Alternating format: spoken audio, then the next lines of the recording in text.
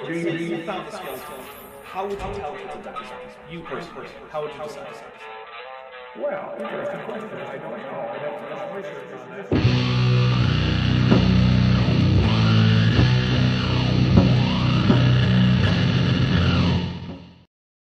All right, hey everybody, how's it going out there in YouTube land? It's going, it's okay here. You know, it's okay.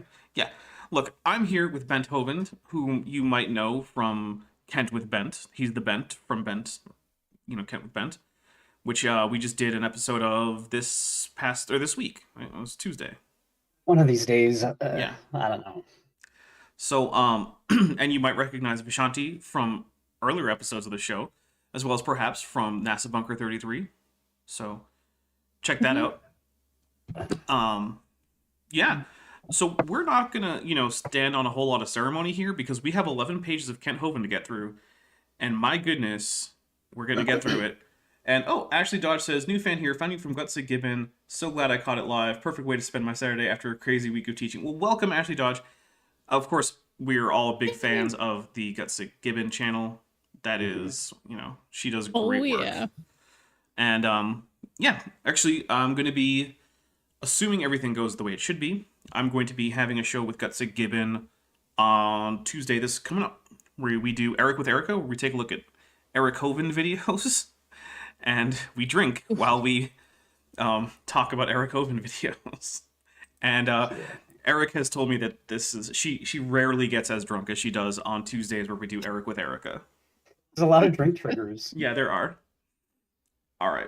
Minnie Karen in the side chat said, Shalom Shavua Tov. For me, it is not yet Shavua Tov. It is Shabbat Shalom still. So Boker Tov, Shabbat Shalom. Yeah, take that time zones. Minnie's actually in Israel, so, Yeah, that's why I was like, yeah, it's evening, so it's already the new week. But yes. All right. You got what, another 4 or 5 hours of Sabbath?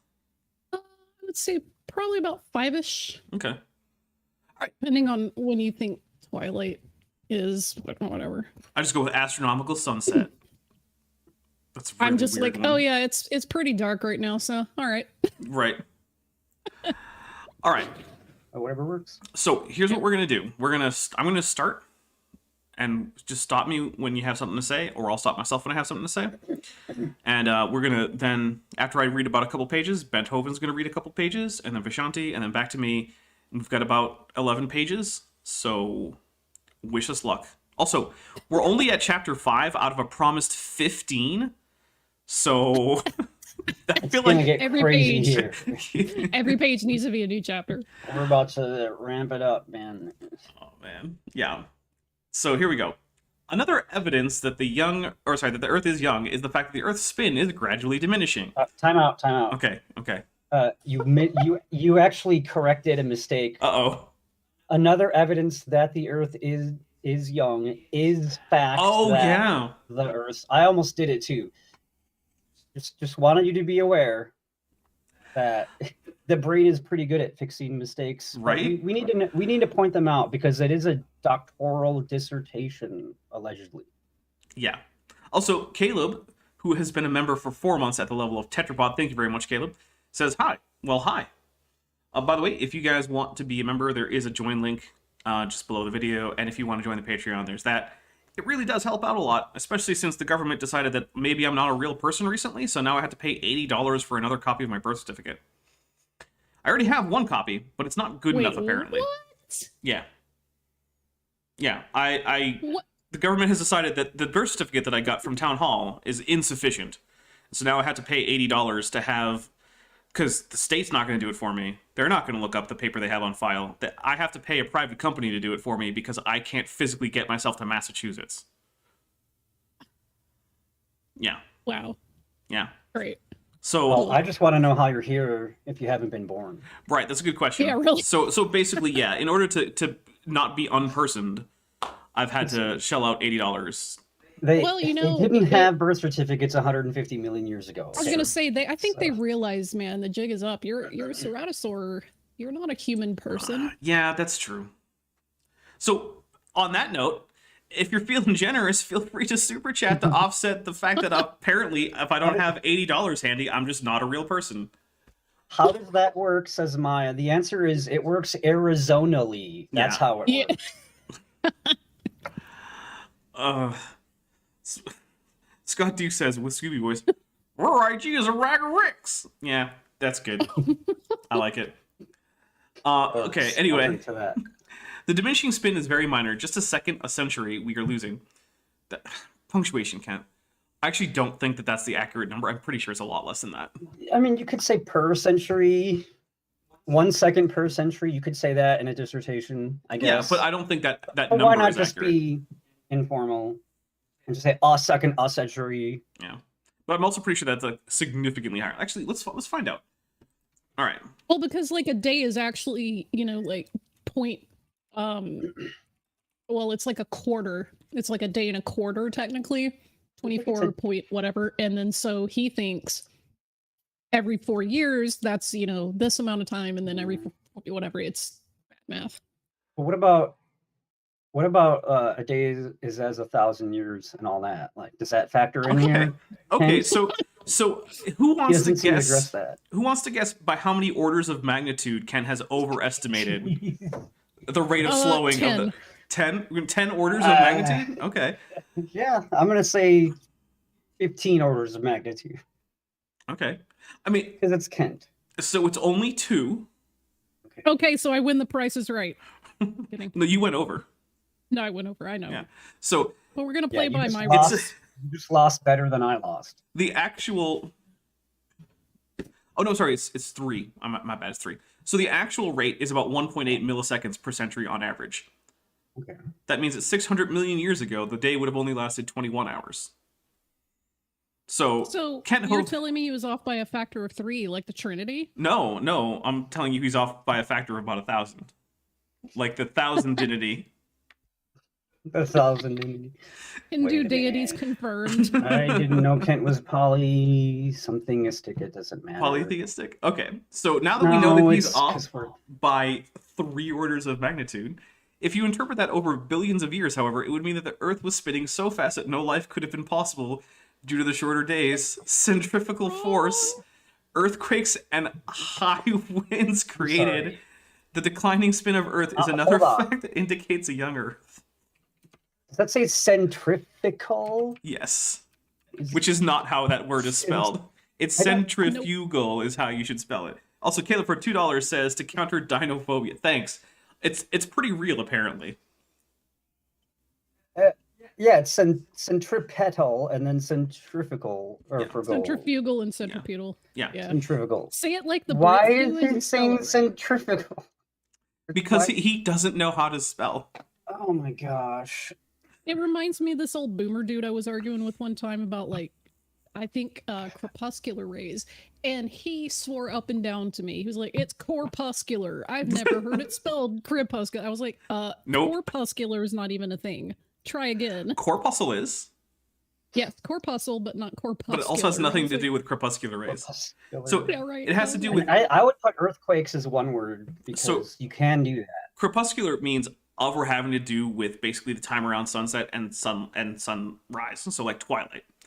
Crepuscular is an adjective. It just means of or to do with twilight. And you say crepuscular rays because it's the most common time to see those rays because that's when the sun is shining through the most atmosphere. Yep. So science or something, I don't know. I mean, and he wasn't a flat earther. He just didn't know what that word Just spelling- actually spelling was. dumb? Like, yeah, Okay. All right. So this is when Southern accents ruin your vocabulary. Like, I dude. wonder why a 21-hour day would prevent life oh, it wouldn't from living. He thinks Like the how- days would have how? been like scaled up by earthquakes the whatever now. factor. There's So the high days winds would've been, like, now. 9 hours long. Everyone's Yeah. flying off the planet. You don't get thrown off the planet. You're on the surface, moving with it. Just like the wind. Yeah, the only the only thing that could possibly be a thing here would be if there was actually enough centrifugal force that things couldn't like stand near the equator without. Centrifugal. Oh, Can't sorry, you read it? centrifugal. That like you could hypothetically have something going so fast that like just walking forward a little bit would put you in orbit technically, but then there'd be like no air there, and like the planet would probably be flying apart. And also, the planet was never rotating that fast. It just wasn't. Because again, Kent's estimate is off by 3 orders of magnitude. Because why wouldn't even it by be? his own metric, he talks a lot in his seminars about preservation of angular momentum. Sorry, conservation of angular momentum. Mm-hmm. So in his mind, everything that formed planets spinning would have had to have been spinning that fast. Yeah, actually, I don't know what he thinks, like how he understands the transfer of angular momentum away from Earth, because the real answer is that it's going into the moon, which then gets a higher orbit. But like, what does he think about that? Because he has the most baby town version of like angular momentum understanding. Also, for 49, Vandalia 1998 says, "Time for another look at this at a second grade level essay." Yes, or is that being generous? Also, at 5 p.m. EST, Maddie from Science Side Up will be chatting with me. Oh, that's over on Vandalia 1998 channel. And for £5, a madman says, "I dare you to say something as stupid as Kent." Drink. Let's see. Oh, you know what? Here's something I heard, and it wasn't from Kent. Oh God, I know what you're gonna say. So Hebrew is the original script, and apparently God gave it to Adam in the Garden of Eden as just, block Hebrew characters. Yeah, that's what you need to be specific. The Babylonian era block Hebrew letters, not the original Phoenician alphabet letters. Certainly not that nonsense the Samaritan Israelites are doing. Oh, definitely None of not. that. Get that right out of here. Which, by the way, if you guys don't know and you're interested in Hebrew as like a language and the history of it, I would say check out the Hebrew Samaritan script, the Samaritan Israelite script. It's another script that shares a common ancestry with the Hebrew block letters that you might be familiar with. It's kind of cool because, there's a separate history of that script being written that is not closely connected to what you find in mainstream Judaism. And also, you can go look into some pretty dark history that goes right up to recent times. So there's that. Yeah. Oh, and also now their Passover sacrifices have become popular tourist destinations. So they're starting to run out of like sacrificial victims at the sacrifices each year. Yeah. So Literally, there's like a goat shortage. Well, not overall, but like each year that they're having to like import goats. They're like, we need to get more goats because too many people want to eat the goats. I mean, goat is delicious. Oh, yeah. I'm not gonna lie, but All right. So Earth's magnetic field is declining. Dr. Thomas G. Barnes, professor of physics at the University of Texas in El Paso, claims that Earth's declining magnetic field is a powerful indication the Earth is extremely young. He is considered by many to be one of the world's expert on the subject. Dude, who cares? Cite the paper, man. This is where you cite his paper and you tell us why his conclusion is reliable. You don't just tell us that he's considered by many to be one of the world's experts on the subject. Many people who are wrong got it. Right. yeah, really. His studied opinion is that this bit of scientific data would limit the Earth's age to less than 25,000 years. Well, okay, That's still not helping Kent out any. Not really. But here's the other thing. The Earth's magnetic field strength is currently declining, but we know for a fact that it cycles up and down in terms of its field strength. In fact, it even sometimes reverses polarity. And we know this for a number of reasons. Kent thinks that's just higher and lower, and if you move the line, it's not reversing it. Oh, yeah, that's true. He has said that. But here's the thing, though. You can actually tell how strong the magnetic field was by how strongly aligned iron atoms are to magnetic field lines in ancient pottery. Because when you fire clay usually contains some iron in it. And the strength of the magnetic field at the time will determine how strongly aligned those iron atoms are to the magnetic line of force. Now, granted, you won't be able to tell which direction it's going because, people can do this thing called turning pottery where they just move it from one angle to another. I know, bizarre, right? They don't have to keep it aligned with the original magnetic lines. It's not in the Bible. It doesn't say that's a good point. It's not in the Bible. I'm not sure humans can do that. Oof, yeah. I guess ripped pottery. That means the movie Ghost is evolutionist propaganda because she was, making pottery in a wheel turner thing. So, but that's so one of the things that you can do is even with human artifacts, you can gosh. measure the field strength of the Earth's magnetic field, and guess what? It goes up and down. Gasp. Yeah, I love it how in some cases creationists will but be this like, guy "Well, has you a can't." studied opinion, though. But I love it how in some cases creationists are like, "Well, that's just limestone deposition rates today. You can't extrapolate that back into the past. And then, you know, it's like, well, I mean, physics, though. No, like, no.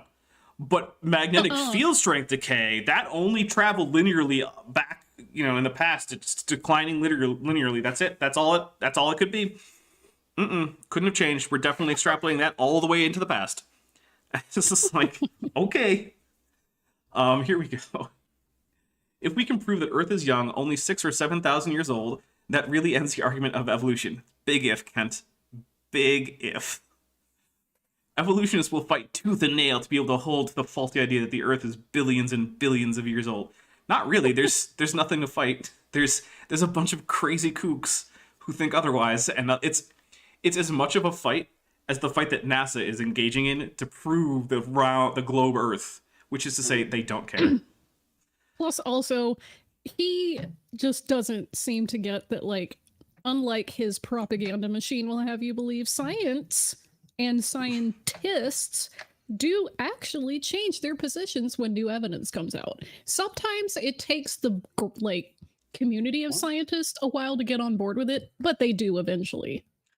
By the way, we have a new channel member, Talking Ape, who just joined at the tetrapod level. So everyone, if you could get some tetrapod emojis in if you're a channel member, and that would be much appreciated. Feel free to toss in some dapper emojis if you want. I don't know. Do whatever you want, but get some tetrapod emojis in there to say thank you to Talking Ape. Because welcome to the team. If you have trouble joining the member Discord server, that goes for anyone else who might be a newer member, please let me know. I can make sure that you get that invitation.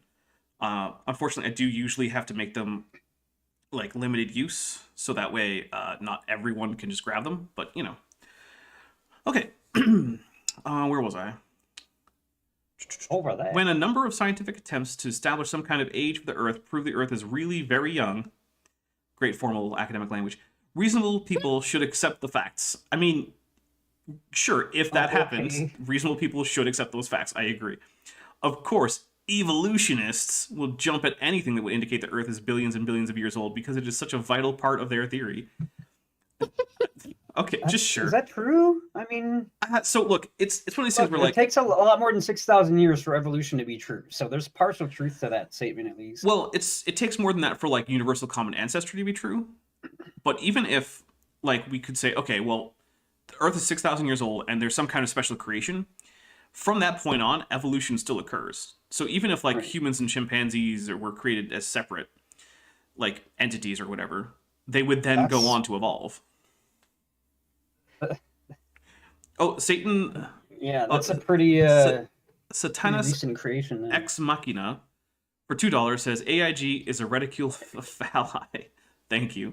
By the way, we are not doing the official drinking game, although I do really appreciate all the AIG or dicks because currently they still have one of my videos under copyright strike, which is definitely helping me during a time when I'm feeling like, gee, it's apparently expensive to prove that you're an actual person who exists, despite the fact that you have a valid state-issued ID and an actual birth certificate from Town Hall.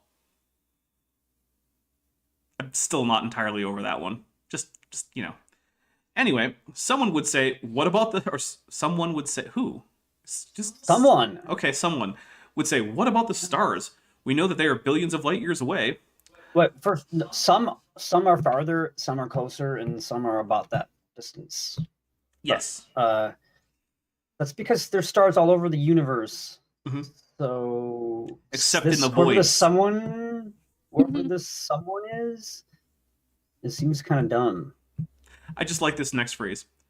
I don't want to sound like a crackpot. Dude, that ship has sailed.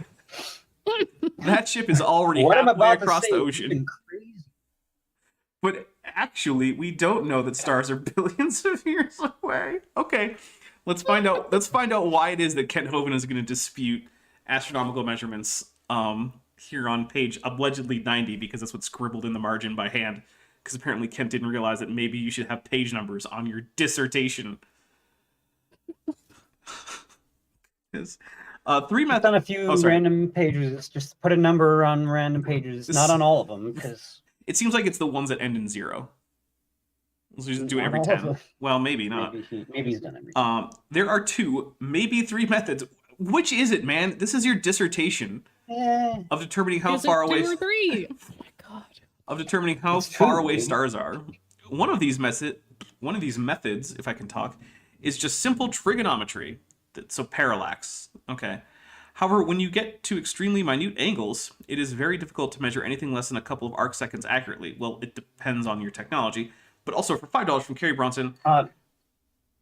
Also, just because something's very difficult doesn't mean it can't be done. Right. And if you don't know about all 180 something single point failures on the James Webb, and all of them worked because it took really good engineering, and yeah. So the point is, very difficult things are done all the time in astronomy because a lot of preparation and a lot, what do you call it, actual science is done. I mean, we recently took 2 different pictures of a black hole in a different galaxy. Yeah. But I'm sure that's just CGI. Oh, they're just not that far away. Oh, good point. So Kerry Bronson for $5 says, I'm pretty sure that Kent has less understanding of genetics than Liquid Snake. Yeah, probably. Is there any indication that he thinks dominant alleles are superior?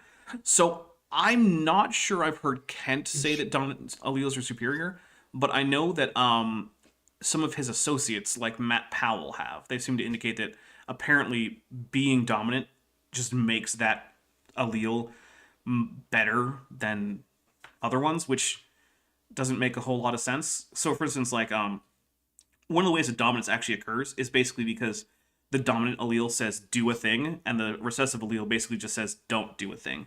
So one good example is like with hair color alleles. Now, look, there's, like most traits, hair color is actually multivariate in humans, so there's more than one gene involved, but the genes that result in, say, darker hair are basically like, hey, the hair follicles make some melanin.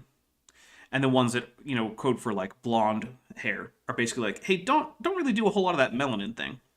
Well, when you have 2 sets of instructions, one saying, hey, make the melanin, and the other one saying, hey, don't make the melanin, you make the melanin. Right? Because someone's telling you to do the thing, so you do the thing. But that doesn't make dark hair, like, better in terms of selection. And that actually, that dominance of darker hair over lighter hair can carry through to other species. And yet we still have species that evolve light hair color. Like mice on the beaches of Florida. They recently evolved light colors, so they're harder to spot. And now we have even more super chats. So we have $5 from Silver Harlow. Ken's Dissertation Episode 5, nearing the point where Vishanti and Bent can sue you for subjecting them to torture. We did have to sign a waiver. Yeah, they were here of their own free will. They can leave at any time.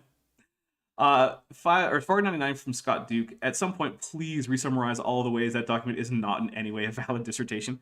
My goodness, Scott, that would take like another 3-hour live stream. It's basically, if you can think of a way that a document could be invalidated as a piece of academic writing, this document has completed that. I think. I mean, I'll give you a few. It's not formatted according to any accepted academic style. It lists no citations. It has no footnotes. It has no bibliography, no title page, no index, none of that. Title. Yeah, KJV get title. It's written very informally also. Oh, yeah. It's very obviously stream of consciousness dictation. Oh, let's see. Even though it doesn't have a table of contents, it does have a list of things you should expect, most of which aren't in here. I mean, there's that. It's just, yeah. Okay, you cannot measure any less than a couple arc seconds. Well, here's another thing. Maybe Kent can't measure anything less than a couple arc seconds accurately. But that's probably because Kent only has access to, like, regular people telescopes, not like, big observatory telescopes. The ones that they measure their diameter in meters, not centimeters. When you have like a 4-meter telescope, you can do a whole lot more than you can with, your like 30-centimeter telescope. Anyway, you cannot measure distances accurately to more than 60 to 100 light years. No, that's not true. That's not even close to true. So at this point, I don't even know where. I think we're like something like 100 to 1,000 times more than that. Let's see. Range of parallax. I think, yeah, because he's still talking about parallax. So let's see. I mean, maybe when he wrote this in the 90s or whatever, but. Okay, so right now I'm getting that the range is about 100 parsecs. So that's 2 light years. because I don't remember that off the top of my head. So 326. So we can get past 300 light years with parallax using current technology, according to Google. Now, maybe Google is part of like big telescope. I don't know. You never know. The big telescope, man, they'll get you. It's still closer to the 60 to 100 light year range than it is to the 60 to 100 million light year range. Okay, that's true. So I'll give him that, because he's trying to disprove our ability to measure stars being billions of... That's fair. Well, actually, if I scroll up, it says we actually don't know that stars are billions of years away instead of light years away. He said years away. Ben Dahlian, 1998, for $5. At some point, summarize why this document wouldn't pass an elementary school writing class. Actually, I think it might, if I'm being honest. Like, this probably would get you through, like, at least 4th grade. This would probably be fine for 4th grade. 6th grade, that starts to get a little... You get marked off for things in papers like this in an early elementary school. It doesn't mean you're going to fail the paper. Yeah. Necessarily, but like... This is like a circle centrifugal, and right, that's not a word. Right. This is like a D paper from a 5th grader. That's roughly where I would put it. I mean, it's also much longer than any paper a 5th grader would write. That's true. That's true. Actually, Chaz, I did know that there's an inflatable banana named Mr. Peel, or sorry, Dr. Peel, that is often allows a confused creationist named Matt Powell to hang out in his backyard. I did know about Dr. Peel. He's actually appeared in at least one of my videos. So I did a guest spot on Vice Rhino's channel when he was, what was it? I think it was like, he had to take a break to do something with his daughter or something. And so he had like a week that he just couldn't get a video out. So yeah, Dr. Peel appears in my video that I did for him about Matt Powell, interestingly enough. Which I guess makes sense, because otherwise why would I have Dr. Peel in there? Why would you be talking about it now? Right. Then? You cannot measure distances accurately more than 60 to 100 light years. Not 60 to 100 million light years. Just 60 to 100 light years, which we already know is not wrong. The other method used is called the Redshift method. We will discuss this in more detail later. Okay, no. Is that the other 2 method or the other 1 method? Because it's 2, maybe 3. Well, apparently he's just skipping right over standard candles. And so we should probably talk about standard candles, because that's an important thing here. So, as I'm sure most people know, there's this thing called the inverse square law, where if a light source is, say, twice as far away from you as a different light source of the same brightness, it will not appear to be half as dim, it will appear to be a quarter as dim. That's because the brightness of light diminishes proportional to the square of the distance, not just the distance. And that's because, basically, if you think about like a single pulse of light, right? So like imagine like a light bulb came on just for an instant, and now there's a shell of light traveling out from it in a sphere, right? And when the sphere hits you, that's when you see it. Well, if you think about how the area of that shell increases, it actually increases proportional to the square, because it's a 2-dimensional surface, compared to the radius, which is just a 1-dimensional line. So as the radius increases, the shell increases in area proportional to the square of the increase in the radius, right? Because we live in a 3-dimensional space, 3+1 space-time. So you can think of any light that's hitting you as part of this like instantaneous shell, and as the area that shell is occupying is expanding to get to the point where it's hitting you, that's why it's diminishing by that amount. It's also why gravity diminishes by that amount. It's why the inverse square law is a pretty common thing that happens in a lot of places in physics, right? It's because we live in 3 dimensions. And even Ken knows about it. He talks about it all the time. Has ever explained it, and I am extremely impressed. And if I'd had that explained to me that way when I was in school, I wouldn't have had such a difficult time wrapping my brain around it. Well, hey, that's why I'm here. We're learning things.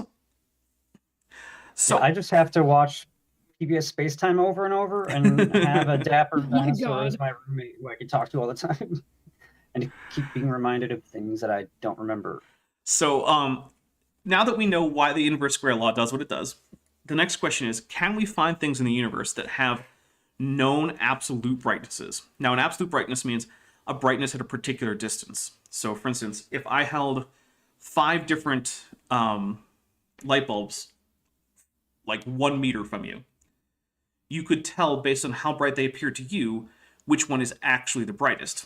Whereas if I held them at different distances, if you couldn't tell the distance, you might not be able to tell. So we have the standard distance, it doesn't matter what it is, but we use that as our basis for what's called absolute luminosity. Luminosity is just how bright is the light source. And we happen to know of certain things in the universe that have known absolute brightnesses or luminosity, because we can tell within the range that we can use parallax that multiple of these things exist.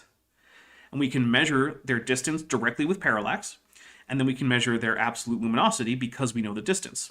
And because we've measured multiple of these things, one of them being Cepheid variable stars, another big one being a certain type of supernova called a type 1a supernova, which always has the same brightness because of how it is created. And so by measuring the apparent brightness, which is how bright it actually looks to you, you can then use the inverse square law to figure out how far away it is.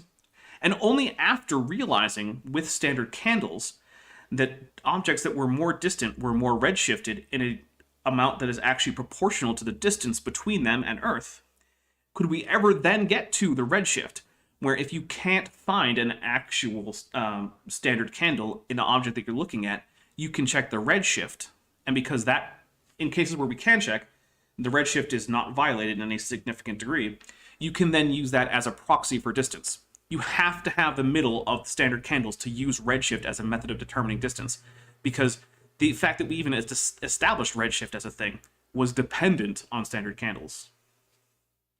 Oh, and Silver Harlow says, no, the inverse square law required a lawgiver. Well, I'll tell you what. Sure, I don't really care. I'm not here to disprove God, but I don't think that that's necessarily true, because... I believe in a lawgiver, but that doesn't mean I'm right, and it doesn't mean it requires a lawgiver. The universe doesn't... Like, what tells a human... I know, obviously, Silver Harlow is just kind of being a little sarcastic here, but what would tell you that the universe has to have a lawgiver for it to have laws? Just because we call them laws doesn't mean they're like... Just because you don't understand why we can learn mathematical truths about the universe doesn't mean those had to come from a brain or mind. Oh, even wait. though I do believe in one. Do we think we're actually going to get to the redshift method? Because I don't think we're ever going to discuss it again. We'll discuss this in more detail later. Okay, I'm with Vishanti on this one. I don't think he's ever going to bring it up again. All right. How old is... He wouldn't lie about something like that. Would he? Yes. I mean, look, he said this thing had like 16 chapters. We're on like chapter 5. Yeah, there's still 10 pages left, man. And some really short chapters. How old is the Earth? I believe that the Earth is only 6,000 to 7,000 years old. Great. I taught high school science for 14 years, kind of.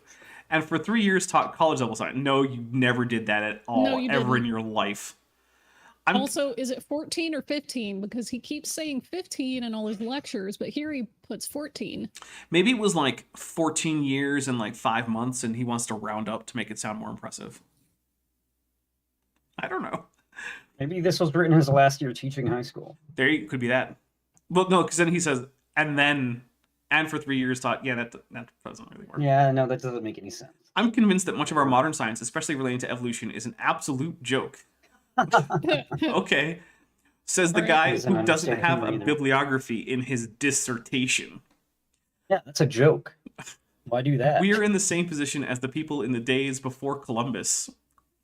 When people were teaching that the Earth was flat. Oh my goodness. No, they were not. They literally thought the Earth was so round Columbus was going to sail to India the back way. Yeah, that was the entire point. Like, okay, look. I'm not here to advocate for, like, the Spanish monarchy or anything, but I don't think that, like, Ferdinand and Isabella were big fans of just throwing money in a hole. They took a chance on Columbus because they knew the Earth was round, and that, therefore, was at least theoretically possible to reach India by going west, unless there was, a whole set of continents in the middle. That there was an entire, like, continent in the way. Right, because no one knew about that. Is Kent implying that Columbus was trying to sail off the edge of the Earth to prove it was flat? Is that what Kent's implying here? No, I think he's implying that Columbus thought it was round. I guess because he was the only person in Europe privy to, like, basic Greek philosophy, which is not true. When people were teaching the Earth is flat, or when they taught the doctrine of humors or draining blood to cure illnesses, oh my goodness, and many other conclusions of science, wrong conclusions of science. Look, If you want to hear me go off on a rant about how Kent doesn't even understand the doctrine of humors, go watch The Last Kent with Bent. Number 75. Yeah, I'm not going to go into it completely, but let's just say this. The doctrine of humors involved a whole lot more than just drain some blood if you're sick.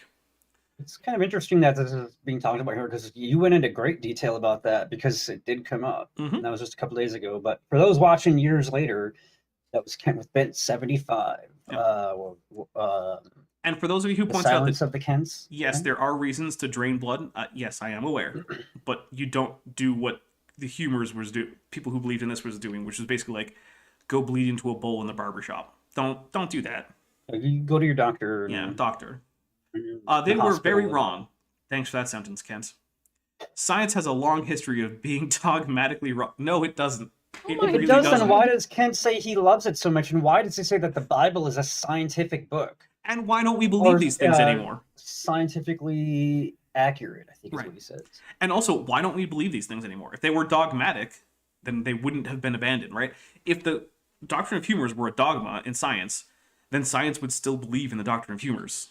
Because a dogma is literally, the definition, when you use the word dogma, what you mean is a belief in a religion that is not allowed to be changed or rejected lest you remove yourself from that religion. Right? That's what that means. So if science were a religion, which it's not, and it held as a dogma the flat earth or the doctrine of humors, then you not believing those things, which no scientists do today, would remove you from being a scientist. Now, there are certain things about science that I feel like you could maybe classify as being dogmatic. So much like the scientific method, that's not going to be changing much. But it's also not a right? belief, it's a technique.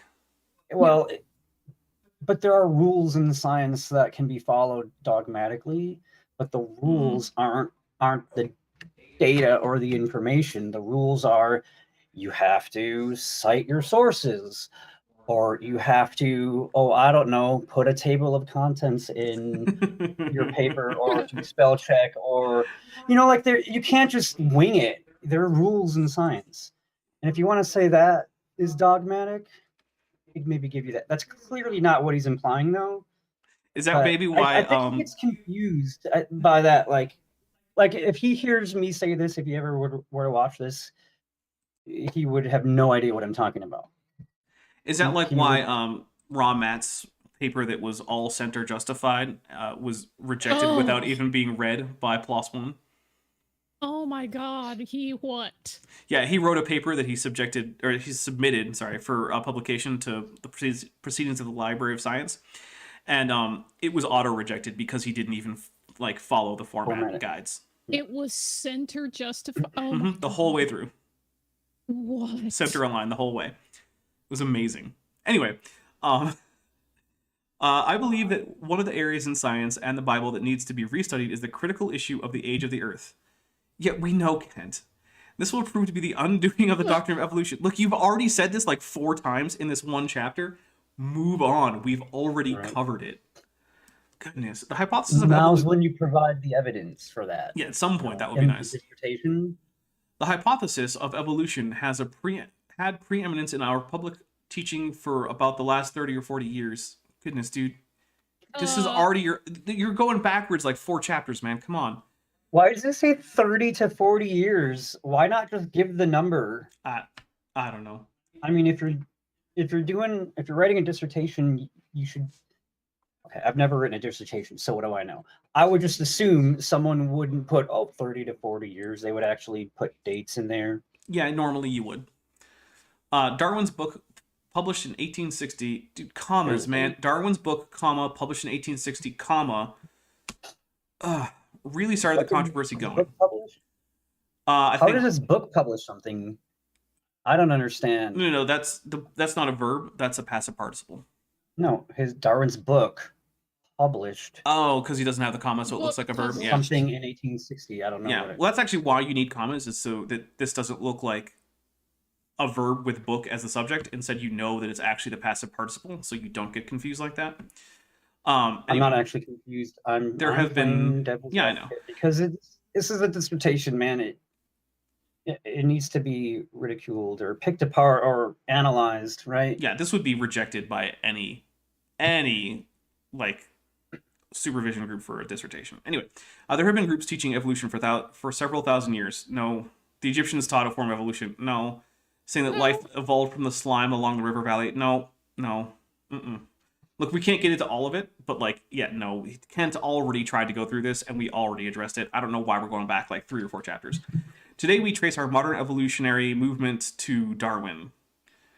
Is he the first person ever to evolve? Is that what that means? No, it's the movement. So, the ideas where people are... the ideology, got it. Yeah. Darwin's book became almost universally accepted within... No, I just lost my place.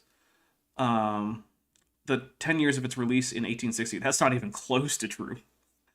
Not even close. Look, the thing is, by the time Darwin's, Origin of Species came out, people were generally pretty keen on the idea of some kind of evolution.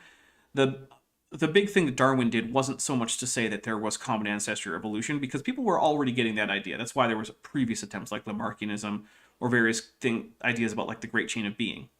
His contribution was to say, here's a scientific mechanism that we can test and make predictions with, and that's natural selection and sexual selection. That was his big thing. But it's also not the case that something that we could even broadly identify with modern evolutionary theory has been taught for thousands of years. You can go back maybe towards the early 1800s. That's at best. Archaeological finds were not complete, and Darwin claimed that there were thousands of intermediate species between the major kinds we find today. Kent, do you mean paleontological finds? Okay, pro tip. Archaeology is finding ancient human artifacts. Paleontology is finding the remains of living organisms from 10,000 or more years ago. They're not the same thing. Just going to put that out there. My goodness. But he probably watched like Indiana Jones at some point, so... But Indiana Jones didn't find fossils. Yeah, why not just throw out words, though? I mean, I don't know if you know, but that was a good movie. It was a good movie. Not as good as The Green Mile, but... Kent's favorite movie. It is a good movie. I'm actually surprised his paragraph doesn't go in that direction. Only mildly surprised. Maybe The Green Mile hadn't been released when he wrote this. That's a good point. Maybe it hadn't. He said that it was a matter of time before these missing links were dug up. I mean, he was largely right about that, but okay. It's been 130 years now, and the missing links are still missing. No, they're not. Look, can we show that Futurama clip again? Because that's all this is. Yeah, well, I might have to skip a little bit ahead in it, though, because it's... By a fantastical creature from outer space! Bunk! Oh? If your elitist East Coast evolution is real, why has no one found the missing link between modern humans and ancient apes? We did find it. It's called Homo erectus. Then you have proven my case, sir. For no one has found the link between apes and this Homo erectus. Yes, they have. It's called Homo habilis. Aha! But no one has found the missing link between ape and the so-called Homo habilis. Yes, they have. It's called Australopithecus africanus. Oh, I've got you now. Fair enough. But where, then, is the missing link between apes and this Darwinius Macellai? Answer me that, Professor. Oh, okay, granted that one missing link is still missing. But just because we haven't found it doesn't mean it doesn't exist. Pshaw! Things don't exist simply because you believe in them. Thus saith the almighty creature in the sky! Thus saith the almighty creature in the sky, indeed. So, yeah, basically that's just what Kent is doing here. It's like, aha! Every time you find a missing link, now there's another missing link that you haven't found. Creationism 1, evolution 0. I have you now. Okay, so it has been, I believe the Earth is young, and Darwin's theory is not only unscientific, it is also absolutely stupid. Dude, you've given us your statement of your belief like 40 times in this paper. Yeah. Do it once, and now we know. Like, you're not writing this for a goldfish. You're writing it allegedly. You gotta pad that page count. Oh my goodness. It's only 102 pages in the first place. over and over. Yeah, it would be 30 pages if he didn't write evolution is a religion 75 times. And every time he goes off on a tangent about like socialism or whatever. Smitty says, I'm a red-blooded Christian. I evolved from hetero erectus. Thank you very much. Amazing. Good stuff. I believe that the Earth is young. Yeah, okay, whatever. To believe that all of this complicated life in this complicated universe came about by just random shaking of molecules demands an awful lot more faith than I have. I mean, I guess. yeah, that's fair. I guess that's true. I don't have faith that all of this complicated life came about just by random shaking of molecules, but apparently that's what Kent claims evolution teaches. Oh man. I believe that the Earth was created in 6 literal days, not eons or epochs. Because again, he doesn't know the word epoch. E-P-O-C-H, Kent. E-P-O-C-H. The Iliad is an epic. The Mahabharata is an epic. This isn't. Or epics of time, like the Living Bible says in the notes given in Genesis 1. What the heck? In the notes. Okay. The notes, which he'll famously say are not inspired. Oh, I mean, fair enough. It says that each day was a period of time. Oh, we're talking about the Living Bible again. Because, of course, why wouldn't we be? Remember when this was supposed to be him giving us evidence that the Earth is young? That's the point of this chapter. There is no evidence of that, and Ken Taylor, is that the guy who wrote those? I hope so. Needs to or I hope not, I guess. I don't know. Evidence for that. It's just his name just dropped with no actual clear association. I believe that the current, like, Kent, it's not common knowledge who wrote the footnotes in the Living Bible. I promise. That's not common knowledge. It might be something you know. Because here's one thing. There are things that you don't have to cite, right? So, like, yeah, common knowledge. if you want to cite that, like, I don't know, horses are, or if you want to say horses are mammals in a paper, even like a scientific paper, you don't have to cite that. Everyone knows horses are mammals. No one is disputing this. Just, you don't have to cite it. If you want to cite that, like, granite is metamorphic, everyone knows you don't have to cite it. But, who the heck Ken Taylor is, not everyone knows that. I believe that the current teaching of evolution that is going on in our public schools and public universities has spawned a great number of social evils. We're back to communism. Versus communism as a direct offshoot of evolution. Kent, you went over it last time. Ben, you gotta take over for me. Why does he... If a frog turns into a prince instantaneously, we call that a miracle or a fairy tale. But if that frog turns into a prince very slowly, like no one teaches, taking 300 or 400 million years to make the transition, we will teach that in our universities as scientific fact. No one has ever taught that. I've never been to a university that has taught that as scientific fact. Of all the, what? Oh, everyone, like 2 say hi to universities I've Sal. been to? Sal is Cool. here. Oh, hi, Sal. Hi, How Sal. are you? Sal, I was In and just out. on Sal's channel. Was it last week? I don't know. Weeks are hard. They blend together. Yeah, they do. But yeah, I was there with Rebecca from Bread of Life, Emery Moyna from what's the name of his channel? I can't remember the name of his channel. In His Image, there it is. As well as I think Cindy was there. Or no, wait, Rebecca wasn't there that day. I think I don't know, but Cindy Lincoln was there. So was Dr. Dan. I'm losing track of whom I've had conversations with recently. So maybe, yeah, that sounds right. Anyway, All right.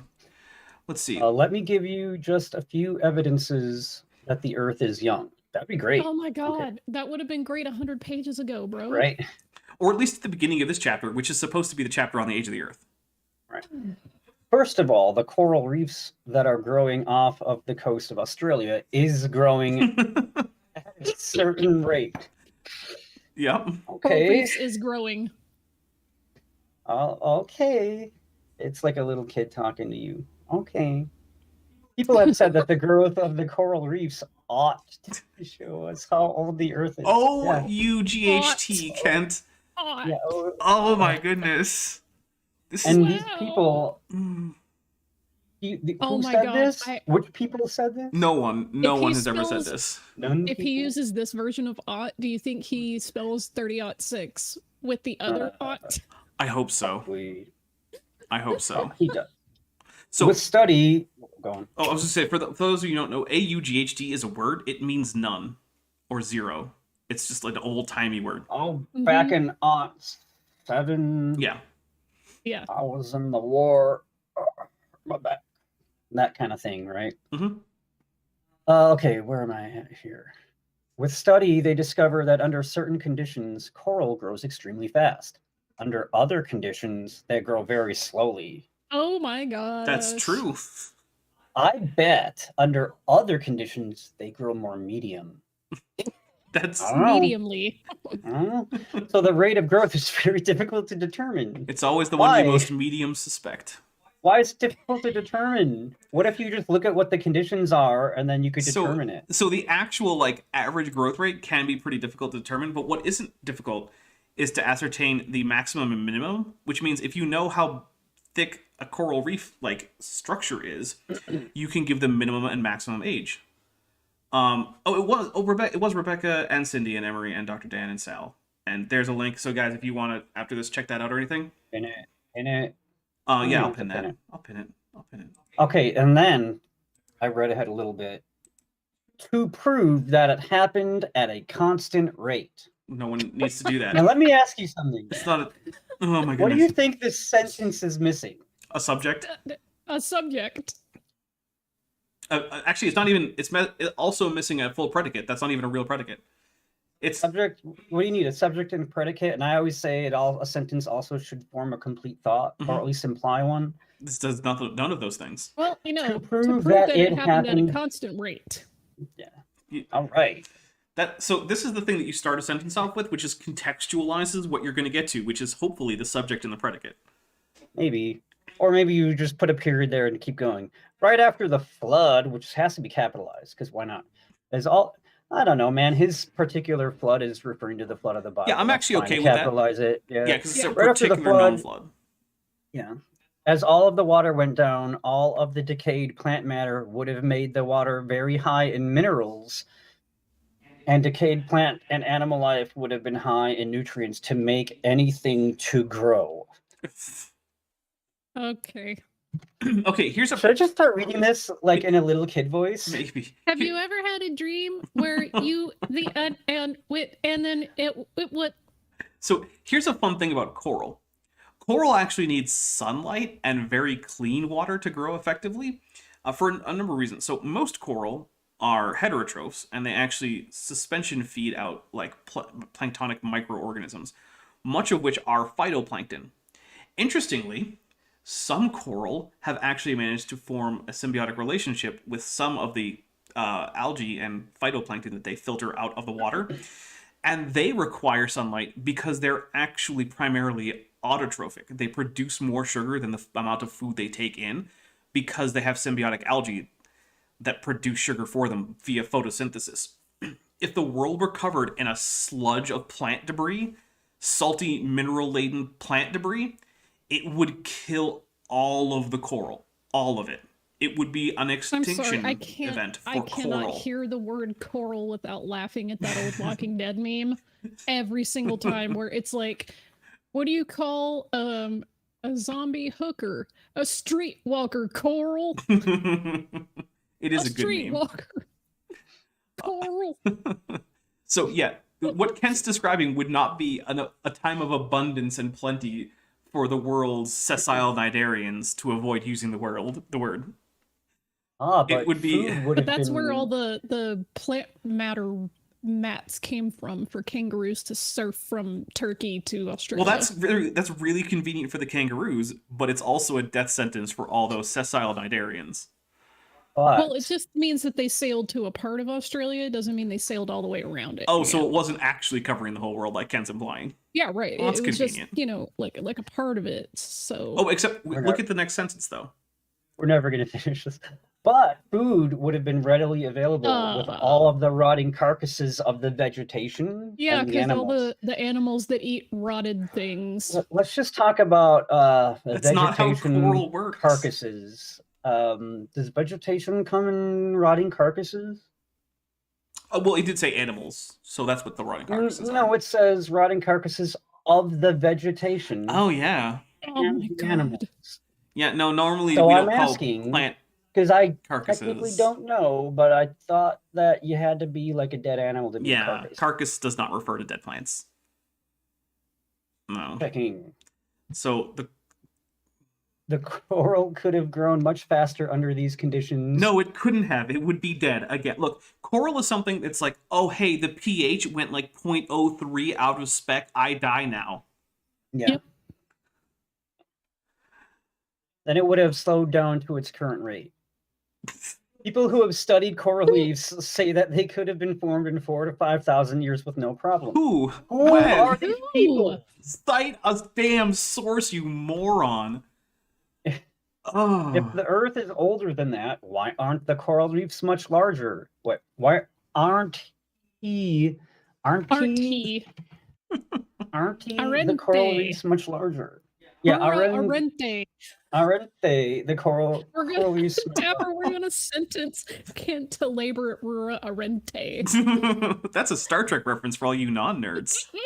Their rate of growth indicates a young age for the Earth. Sure it does. Okay, so here's a couple things before we go on that I want to talk about that we haven't yet.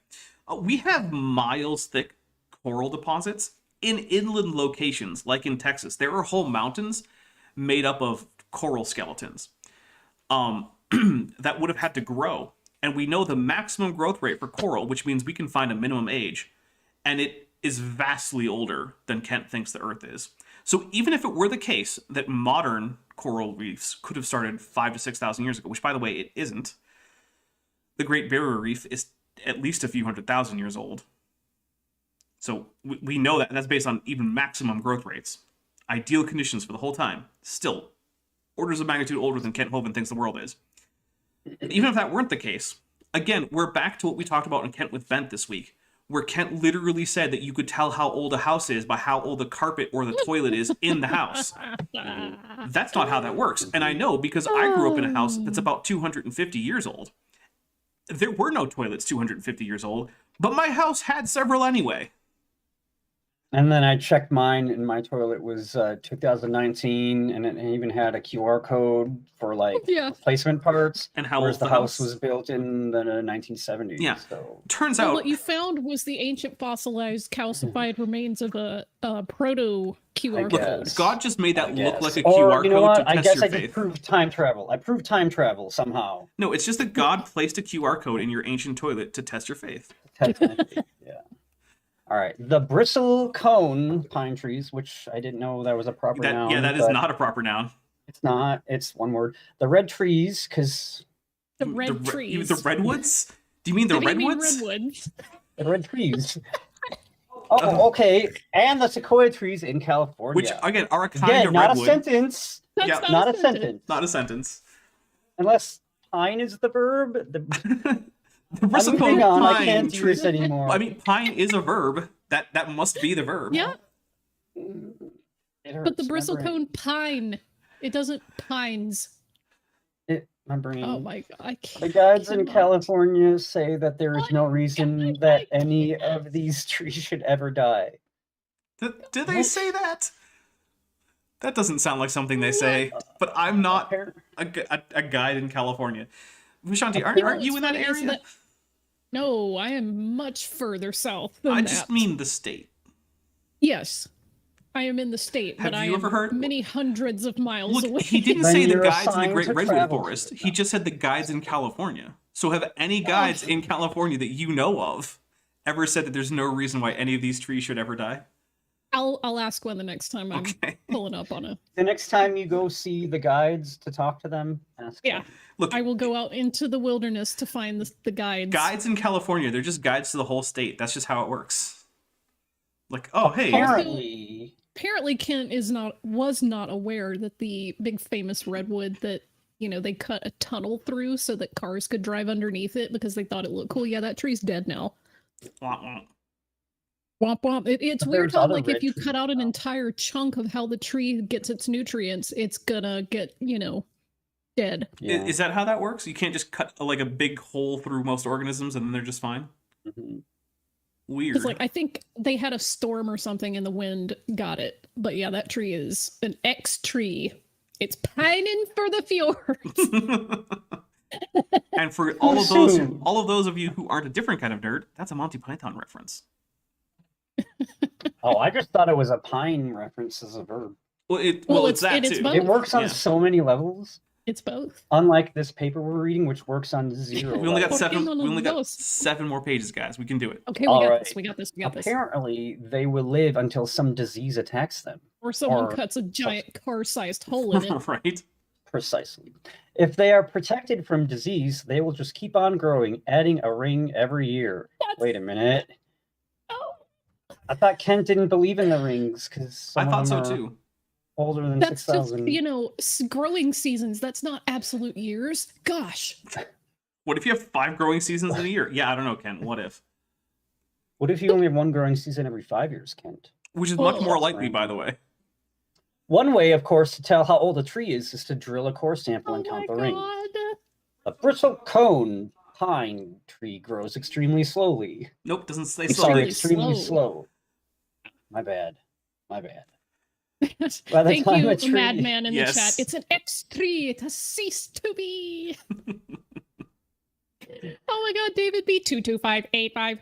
But blessed are those who have driven through a tree that they didn't see a hole through.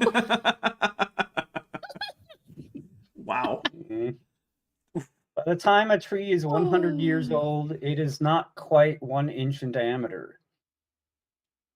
Okay. I mean, maybe. I don't. It depends on the tree, I guess. It depends on the tree. He's talking about the bristlecone pine tree. Look, I don't know enough about bristlecones to say that for certain. That seems unlikely, but like, I'll just give it to him. Like, sure, why not? Who cares? To count 100 rings in a ½ inch is difficult. It must be done with a microscope. So because it's difficult and it must be done with a microscope, therefore it can't be done. Well, he hasn't technically said that yet. He kind of implied a similar thing with his, he'll talk more about Redshift later, and then he never did. Yeah. Counting rings is a little more difficult than just sawing the tree down and looking at it. That's probably true. Yeah. That's probably true. You forgot to capitalize your T, man. Come on. The bristled pine trees, what's a bristled pine tree? Indicate an age of about 4,000 years maximum. No. Hold on. Methuselah is 4,853 years old. That is the oldest bristlecone pine, which, okay, sure, it's close to that range. If the Earth is millions of years old, why don't we have a 50,000-year-old bristlecone pine tree someplace, or a 500,000-year-old? It would be hard to find a 50,000-year-old bristlecone pine tree in a 500,000-year-old.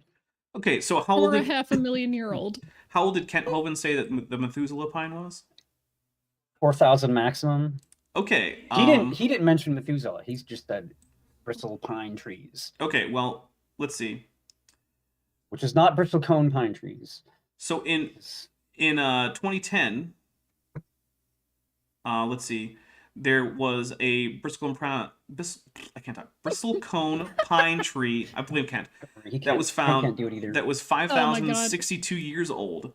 However, it was removed from the tree database because apparently they lost the core sample. But still, the Methuselah pine is 4,853 years old. So apparently, it was already almost 1,000 years old when Kent Hovind's flood came. So Silver Harlow said, pining for the fjords. I thought redwoods were deciduous. And Ugly German Truth thinks that my Kent Hovind impression was creepy, so that just means I have to do it more. Well, I mean, it's coming was accurate. Because at the end of this paragraph, I'm pretty sure it's Vishanti's turn. Okay, where are we coming? If the age of the oldest, the evolutionists don't look at that one because that doesn't support their theory. What? No, we missed a few things though. Oh, I did skip a sentence. Yeah. The age of the oldest living thing in the biosphere, the bristlecone pine, indicates a young age for the Earth. Okay, but my favorite line here is, if the Earth is millions of years old, why don't we have a 50,000-year-old bristlecone pine tree someplace, or a 500,000-year-old? I don't know, Kent. Why don't we have a 50-million-year-old human somewhere? Is it because maybe organisms don't always live that long? Like, maybe bristlecone pines just don't live for 1,000,000 years. Ever think of that? No, Well, of what's course the name not. of that? Is it a squid or an octopus that can basically revert back to its like? It's a jellyfish. It's a jellyfish. Thank you. I knew it was some kind of invertebrate. So how do we know that's not 50 million years old? Well, the thing is, it could be.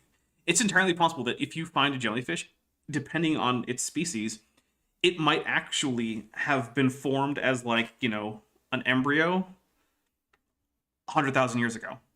It's not likely, but there are jellyfish that can revert to a polyp, bud more jellyfish, and then those jellyfish can again return to a polyp to bud more jellyfish, meaning that you don't actually have to go through the fertilization stage at all. They still do release gametes, right? Because, genetic recombination is a good thing. But hypothetically, yeah, that thing could be in an unbroken chain going back tens of thousands of years of no fertilization. All hail the eternal jellyfish. Yeah, basically. Now, in practice, has that likely ever happened? No, probably not. Those lines die out, most likely. But anyway, I think Vishanti is up. Okay. Just take a deep breath, center yourself, and then get right into Kent Hovind Take character. a sip out of my coffee here. There you go. My coffee's gone. We'll have to take For a the break soon. viewers that don't know, this is a very deep cut reference. The coffee mug that I am drinking out of again today has popples on the front. And for those of you of a certain age who lived in America in the 90s and late 80s will know what popples are. But in bubbly text, the popples are saying punch Nazis, which I fully support. There you go. So, all right, here I go. The pressure in oil wells in Texas is another indication that the Earth is young. I lived 5 years in Texas. Cool story, bro. I saw a flame shooting up in the sky one night and went over to investigate. There were some men burning off the natural gas as they were drilling an oil well. I began asking them questions, talked about the oil there in Longview, Texas. They told me that they have a blowout protector that they put about 1,000 feet down in the ground in case they drilled into a pocket of pressure. I asked them what kind of pressure they were talking about, how much pressure is the oil under down there in the ground. When drilling down about 3,500 feet, often the oil has 20,000 pounds of pressure per square inch. He should have put 35 with 2 zeros. Like, it should have been 3,500, not 3,500. Like, God, Jesus. Yeah. Okay, if you've ever pumped up a bicycle tire to 70 or 80 pounds of pressure, you understand that it is pretty hard to do. That pressure would crack the rock in the strata because after a period of time, the rock could only withstand the pressure for so long. Oh, wait, Some hold scientists... on. No. What? Citation needed, Ken. You can't just say that. How do you know how much pressure it takes? What is it called? There are mathematical equations or formulas or whatever that people can do to make those calculations. Mm-hmm. Maybe something like that might be in a, I don't know, doctoral dissertation. You'd think. I That's agree where with... I would put something in like that. Do 3 in the chat who says, this anecdote maybe shouldn't be in an academic paper. Basically, yeah. Yeah. All right. One time I talked to a guy. Yeah. Okay. A guy said a thing. Some scientists spent quite a bit of time studying different rock strata that oil is found in and the strata that the oil is found under and tried to determine how long the oil could withstand the intense pressure that it was under. Melvin Cook did quite a bit of study on this. Who? Why? Where? When? Cite Who the is Melvin paper. Cook? Oh, those questions. Oh, by the way, good I ones, actually yeah. want to point out, he's actually just wrong about this. If rock can withstand the pressure, it can withstand it essentially indefinitely. There's no time limit. Either the rock can withstand the pressure and it's going to just keep doing so, or it can't and it's going to burst. Those are the options. And by burst, I mean very quickly. The only thing that disrupts this is things like maybe earthquakes or a volcano or something in close proximity. But generally speaking, relatively undisturbed rock either can or can't support that pressure, and that's just it. But also, it's not like it's under pressure because it's been pumped up by someone. That pressure is literally just the weight of the rock above it. That's all it is. Like, how much rock has to be pressing down before it shoots up? Well, I don't know. The giants before the flood had massive, like, bicycle pumps, and they were pumping all of this pressure down into the earth. Okay. By the way, Coming to Terms says that you do an excellent Hovind voice, Vishanti. Well, thank you. I'm not even trying. But Vandalia 1998 does add right before that a moment of silence for all the brain cells you're killing reading. Yeah, that's fair. Rip. Okay. The studies indicated that the oil could not have been under that pressure for more than 10,000 years. The fact that the oil is still under that pressure indicates that it has been down there less than 10,000 years. It's Nope. literally just the same sentence you wrote. Yep. And it's still just as wrong the second time. It is even funnier a second time. That bit in Neptune with the cook-off with SpongeBob. That's a reference. Yes, for SpongeBob. Okay. SpongeBob. Anyway. Often when they first began drilling oil wells in the early 1930s, they would hit that pocket of pressure and it would blow everything up out of the ground. 30 or 40,000 feet of pipe would just be shot up out of the ground like spaghetti because of this intense pressure. Does spaghetti get shot up out of the ground? I've never been digging and had spaghetti shoot up at my face or anything. Where do you think spaghetti comes from? Oh, is it from underground where it just shoots up out of a well? I mean, I feel like that's what this paper is implying. Guys, donate now. No. I'm gonna set up like a venture capitalist thing. We're gonna start drilling some wildcat spaghetti wells. We're gonna become the pasta kings. It's gonna be great. This is just gonna be spaghetti shooting out of the ground. It's amazing.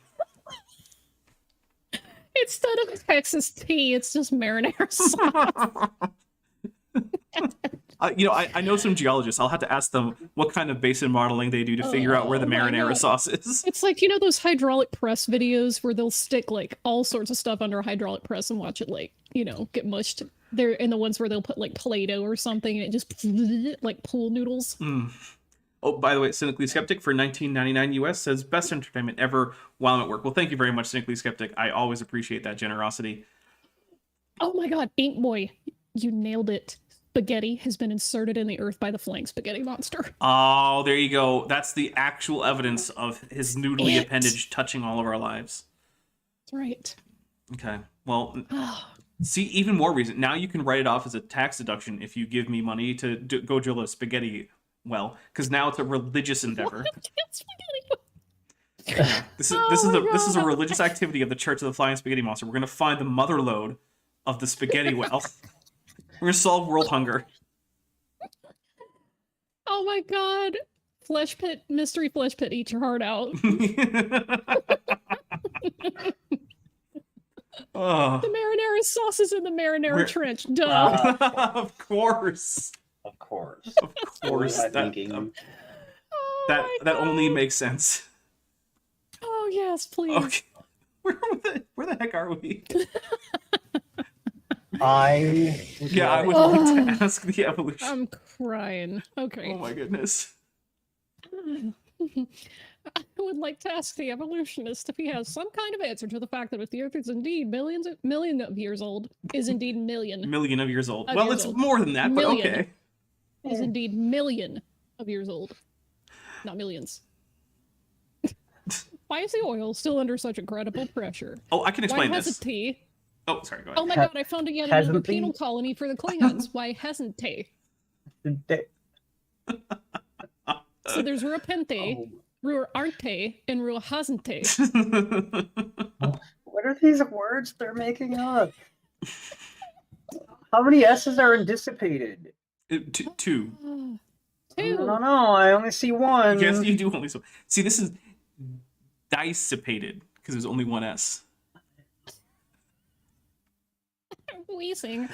Why hasn't he? It dissipated into the rock and formed cracks and leaked out through the years. Because the rock was strong enough to hold that much pressure. Because rock isn't like a sponge; it doesn't just soak up oil.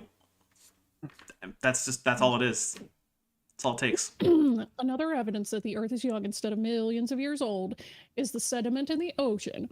A friend of mine out in California bought me a slab of what looked like a piece of polished marble about the size of a small tabletop. Why is this in here? Once How again, is that some evidence? guy said something one day. Some guy gave me a rock. Is this related to the sediment in the ocean part of that other Hopefully, sentence? it's the same paragraph. Tyler West said Jesus did raise lasagna from the dead. Silver Harlow, well, I gotta go back to work at the pasta mines. Take care of it. This is the Oh, best my movie goodness. since KGB get title. Oh my goodness. Oh, hold on. We Kent is gotta now- change the title of this stream. Kent is now an advocate for the Church of the Flying Spaghetti Monster. Basically. Incredible. Incredible, spreading his noodly word. Okay. So Do you want me to read this super stream. chat, or I'll read it in just a second. This stream is now officially going to be titled "We're Going Pasta Mining." Kent Hovind's Dissertation 6. Nathaniel Gray for $5. That editor really earned her paycheck with this one. I'm under the understanding that she was not paid and that her parents were Kent's neighbors, and she was just dragged into this, like, largely against her will at her parents' behest. That's my understanding of what happened here. Goop23 says, Vishanti attempting to read why hasn't dissipated is like those videos of what English sounds like to non-English speakers. Oh, it really is. I mean, look, we're trying to read the paper as it's written because it's a doctoral dissertation. Yeah, this is Kent's Except best for- foot I forward. wouldn't make fun of fifth grader Except spelling mistakes. whenever I'd mark I them see- wrong, but I wouldn't make fun of them. But The only time I will change that is when I'm turning into the Lucy Lubot from Futurama to read David B. 22585. That is, I do like that. It's much better than my David B numbers, because I don't want to read all the numbers. It makes me feel better to read it like the Lucy Lubot. No, I like it. All right. He said, Mr. Hovind, I brought this to you because I thought you might be interested in it. I asked him what it was, and he said that it was a slab of ocean floor. He said that he went down, blew the sediment away with a jet of high-speed water, and then cut a slab of the rock out of the ocean floor. Finally, I get to say water. In the Ken Hovind voice. Yay. This is an important day for me. Sediment in the ocean is only a certain thickness. Oh. The thickness of the sediment could be accumulated in about 30 Okay, or 40,000 years at the current rate that sediment is being Hold deposited. on. Yes, Kent, the sediment in the ocean isn't infinite in thickness. Congratulations. You haven't found a physical paradox in the geology and geometry of the Earth. What? Oh, goodness. okay, why does Kent think that the sediment of Earth has always been deposited at the same rate? Because he's implying that the thickness of the Oh. sediment. Yeah. Because once again, Doesn't he believe in a flood where Mhm. there would Yeah. have been He thinks that it more- snowed diatoms to the bottom of the sea. at a rate of like 3 feet an hour or some craziness in some cases, which, spoiler alert, that you can't do that with diatoms. But like, oh goodness, it's another example of where Kent will take something that we know you can't just extract back linearly because we know it varies through time, and he'll just say, well, if I extract this back linearly, then that's a problem for the old Earth. And it's like, yeah, that's true. It's a good thing we don't have any good reason to think you could ever possibly extract that back linearly. He only extracts linearly when it helps his case, but every other time it's like some whack-ass parabolic thing because of, speciation that would have happened at like impossibly fast speed after the flood. Mm-hmm. But whatever. What's consistency? It's fine. By the way, I'm seeing Let's like take a 60... drink for stories that didn't happen. Well, also, seriously, I'm seeing about 60 people though that haven't hit like. That's a lot. Please do help me out by hitting like. It really does help the video get more attention. So any likes would be much appreciated. Okay. here we go. If the Earth is millions of years old, why isn't the sediment thicker? This is a question that evolutionists can't answer or avoid. Wait, he because never they- closed his quotation. Oh no, he did close the quotation. Never mind. Sorry. Wait. This is a question that evolutionists can't answer or avoid because they only looking for evidences that would seem to indicate a great age of millions or Oh my billions of years. Goodness, that sentence. They only Oh my looking. gosh. You Oh, accidentally a word. just a little bit. And look, I'm rest not of the going to sentence complain isn't too much much about better. evidences, because here's the thing, right? Evidences is actually a fairly common use in Christian apologetics, and I'm also, a bit of a descriptivist, so I don't complain about that. But like, man, no one skips over the R in. Yeah, Mm-mm. Ugh. Anything that would seem to be troublesome to their ridiculous theory, they simply avoid. Well, if that isn't projection. The ocean sediment indicate a young age for the Earth. Indicates. No. Indicates. So Kent. first, That's Kent. grammar. So first, Kent is assuming that there's a constant sedimentation rate. Wrong. Second, he's assuming that sedimentation only results in stuff that you could blow away with a jet. Also wrong. There's this thing called lithification, where sediments turn into solid rock. That happens under the ocean, too. Third, there's this thing called subduction, which takes sedimentary rock from the ocean floor and turns it into liquid hot magma. Magma. Yeah. And you really believe that stuff, huh? Yes, I do, actually, as a matter of fact. I do believe these easily I love science. I've confirmable- never heard of this geology of which you speak, but I love science. And atheist drew for 99 cents a poop emoji, which is about the most appropriate Yeah. emoji for this screed, and which is the only noun Thank you for that can... providing a fresh, soon-to-be sample of coprolite. Yeah. Okay. The ocean sediment indicate a young age for the Earth. Of course, the rate of the deposition of sediment is always a factor that must be considered. But after a worldwide Of flood, course. quite a bit of sediment would accumulate just right there. That is why, if you get an age of 25 or 30,000 years at our current rate of deposition, it is possible that the first 70% was accumulated in a few years after the flood. Show data. Yeah, this is where you put in a citation, Ken. You This cite is where a paper. a graphic or a table or math or some kind of science other than you just pulling numbers out of the air would have been great. Yeah, like if you're not going to cite something, that means you should have been doing the research yourself. So where's your data, Kent? This Then is the a rate of prime deposition example would have dropped to where prove- today it would look like 30,000 years, but actually could be accounted for in 4,000 years. That's convenient. Oh, your research. What were you saying, Bent? Oh, I was just saying it would be a prime example of a place to actually prove your crazy young Earth theory. Like, this is In a where you do dissertation? it, man. Right? Yeah. You're This is you're where trying you to get do a... it. You get this thing published, you get it, peer-reviewed published. Yeah. You've changed science. You've fixed the mistake of evolution, but no, you just Isn't make it- baseless claims. Isn't it weird how at every single point where young Earth Yourself. creationism would make a different prediction than, say, science, at best the young Earth creationists will make the prediction and then fail to ever actually, go out and test it and actually I mean, do you the already work. did all the work Weird. to write 98 pages of nonsense to get to this point. Throw the proof in there. Raf have it. 952 asks, what is the proper APA citation format for divine inspiration? Interestingly enough, as far as I know, there isn't one, nor is there one in the Chicago style manual, but I'm not sure about the Oxford style manual, so you might want to What get with the MLA? Brits. I haven't used MLA in a long time, so I'm not sure. Okay. The erosion of the continents indicates a young Earth. No, it does not. At the current rate of erosion, we are losing a lot of ground to the oceans. New Orleans, for instance, is built on sediment that has come down from Illinois.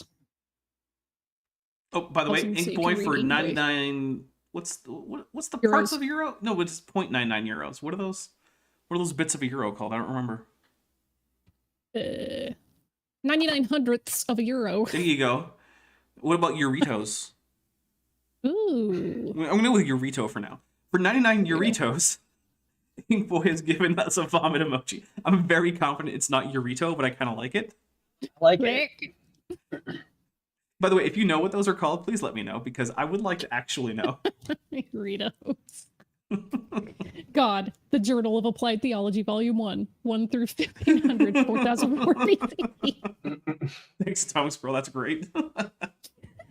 Oh, they're just cents? That's They're boring. cents. That's boring. Okay. I say that we petition The Hague to change it to Eurito. Eurito. Eurito.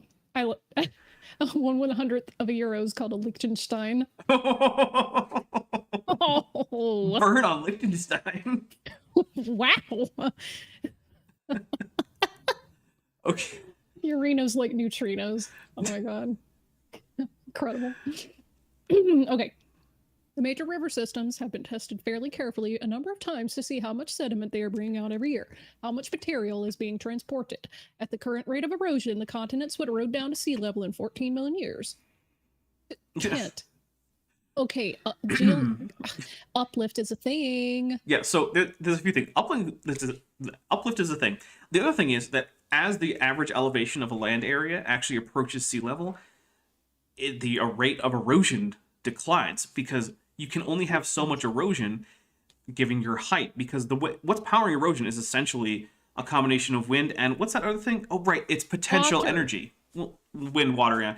Potential energy is another big thing, right? If sediment is falling from a high height, it falls and it kicks more sediment with it and things like that. Now, granted, I'm not talking like a full-on avalanche, right? But like a little rock tumbles off, it hits a little bit of dirt and sand on the way, right? When you get down to close to sea level, erosion almost stops. Like if you look at Florida right now, Florida isn't having its surface area fall very much. Now, it is kind of sinking, but that's because the water level is going The up. water's rising. The land is just staying right where it is. It's not really going anywhere. Whereas if you look at places that have like sea cliffs, like you get in places like British Columbia or Maine, those places are eroding quite a bit because there's a significant elevation change even between right next up to the coast and the water. So you can actually have that stuff fall off. So yeah, as continents erode, even without uplift, the rate of erosion goes away. But if you have uplift, you can still maintain relatively high rates of erosion for millions of years because land goes up too. And I forget, are significant parts of North America currently uplifting? Oh yeah, almost all of it. Yeah, I forgot about that. A whole bunch of it on the west is uplifting because of volcanism, because of the subduction of the Pacific plate. And then all across the northern half of North America, it's uplifting because of rebound after the retreat of the glaciers at the end of the last glacial maximum. Neato. And, you know, it's almost like that's how the Hawaiian island chain was formed. Yeah, I mean, how if the Hawaiian island chains are millions of years old, how come it hasn't sunk into the sea? Spoiler alerts, it has. You can Parts of it follow. has. You can follow that line all the way back up to Siberia, and most of them have eroded under the water. So anyway, Okay. The mountains would be gone and the entire Earth would be a swamp. The evolutionist is going to say that we have 140 million years since the time of the dinosaurs. That is enough time No for the one Earth to erode says away that. 10 times. 140 million years since the time. Look, okay, Kent, you were writing this in like the 90s or early 2000s, so I'll give you 65 million years, right? You don't have to get the more accurate 66. That's fine. But where did you get 140 million years? The same place he pulled out all his other numbers, like 70% of deposition. Right. Yeah, I guess that's true. Just make up a number, man. Imagination land. Ass pull. Ugly German Truth says, at least going by the news, America is anything but uplifting. That's why I said North America, specifically. Right. Talking about the land. The land. Okay. So they come up with the theory of the continental lifting plate tectonics. Plate tectonics. Tectonics. Tectonics. What is even happening? And also, I like, it's not as if we can actually measure the uplift with laser precision from space. That's not a thing. The plate shifting around. He doesn't. Okay, so this would imply that he does not think plate tectonics is a thing. He seems not to.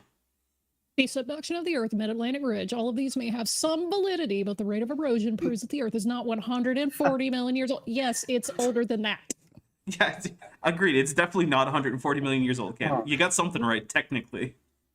Tectonics. By accident. Tectonic. How? It doesn't look. I get with centrifugal force because that's like it sounds. Centrifugal force sounds like centrifugal force. It's an easy mistake. Tectonics. Plate tectonics. Plate Plate tectonics. tectonics. Okay, sure. It's tectonic, guys. Better than plate teutonics. Is it though? That Is could be it? fun because then we could get like some Old Norse poetry or something. Hey, I'd be down. Then we could really pine for the fjords. Exactly. Okay.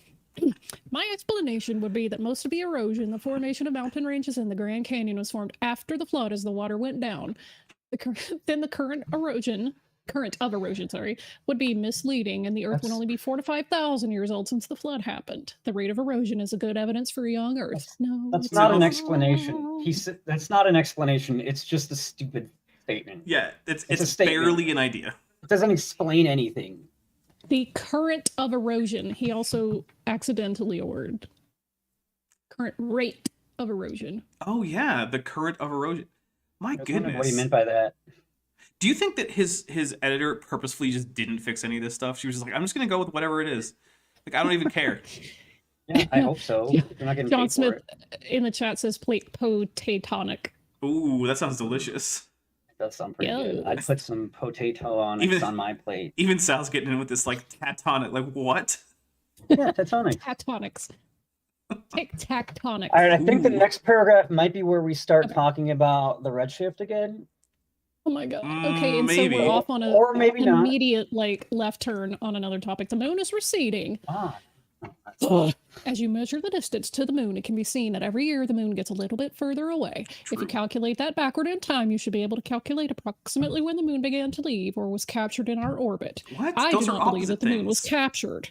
Some people say that the moon started as part of the Pacific Ocean and was pulled out of that area. That was taught by for many years and is still believed by some. Well, the moon's made out of water? Because I Oh my think God. that's what the Pacific Ocean is. I think the Pacific Ocean is, I don't know, a whole bunch of water. This is like Flat Because Earth it's an Ozzy ocean. Roscoe. Like I was think maybe literally the about to say no, it was carved out of the Grand Canyon and put there by giants to Giants. mock. to mock the sun worshippers. God. Oh, if you guys don't know who Flat Earth Ozzy Roscoe is, real White quick, supremacist, flat earth, hippie asshole. also male chauvinist, don't forget. Oh, yeah. And he can speak telepathically with fish. Hmm. They can't hear him, but but he can do it. He can think about the idea of talking to fish. He can do that. Yeah. So And he unironically thinks that it's a plausible explanation for the moon that giants dug the moon out of the Grand Canyon, which is why the Grand Canyon exists. It's convenient. Right. And that the craters are just the bubbles in the glass that they melted to make the moon that are just popping. And also, dinosaurs were bioengineered weapons created by the ancients to fight their wars.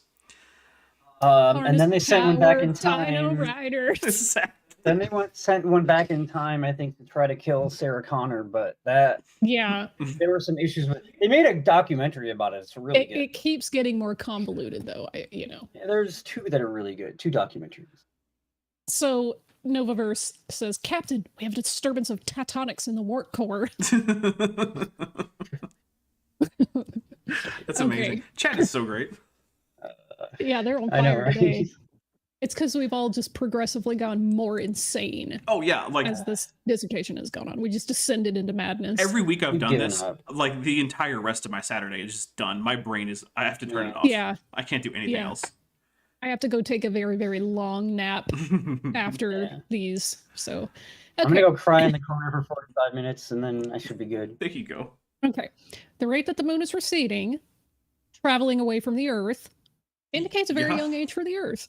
No. Thomas G. Barnes, a professor of physics at the University of Texas, El Paso. Well, we're back to UTEP. Cool. It takes but one proof for a young age for the moon or the Earth to completely refute the doctrine of evolution. No, it doesn't. Yeah, also, when did he say this? In what publication? You're quoting someone, When? Kent. Also, is that quote technically we long enough for skipped it. inset quotes? It doesn't need it. It's one sentence. Yeah.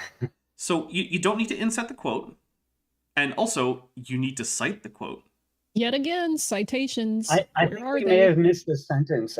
Do you remember reading? They try to use that to explain all of the volcanoes in Hawaii, saying that the crust is very thin because the moon was Oh, pulled we out. did because- that. Yeah, no, that doesn't make Because any that is sense. the craziest sentence I've read in at least a couple minutes. What is happening? I Wow. really don't understand. My goodness, yeah, we did miss Dude, that I've one. heard a 4-year-old describe a dream that makes more sense than that. Like, Have you ever had a dream where the and well and you and the when and then you and when and that's what this dissertation I'm sorry, is. Robert Edsett. Robert Edsett said, I come into you talking about Flat Earth Aussie. Yeah, rough. That's a rough time, sorry. man. Sorry. Yeah. Bad luck. Okay. That initial statement is worth thinking about. Well, there wasn't a secondary one, so yeah. Okay. If there is one proof, that is really all you need. Just one proof. And no, it's not all you need. Because Wait. there's more than one piece of evidence for this model, and you can't just take one thing out and Yeah. think, oh, well, that just collapses the whole house of cards. Also, How he would a has a- young moon disprove evolution at all whatsoever? I don't know. Also, I just want to point out one thing. His next thing is something that should be an inset quotation, Mm-hmm. But It's it not. isn't. And there's no quotation marks at all either, so yeah. I He goes on to say, one can see through simple laws of physics that the moon should be receding from the Earth. From the same laws, one can show that the moon could never have survived a nearness to the Earth less than 11,500 miles. Okay, so real quick, I want to talk about one thing. So I don't actually know about that number there. It doesn't really matter to me. But what he's talking about is essentially the Roche limit, right?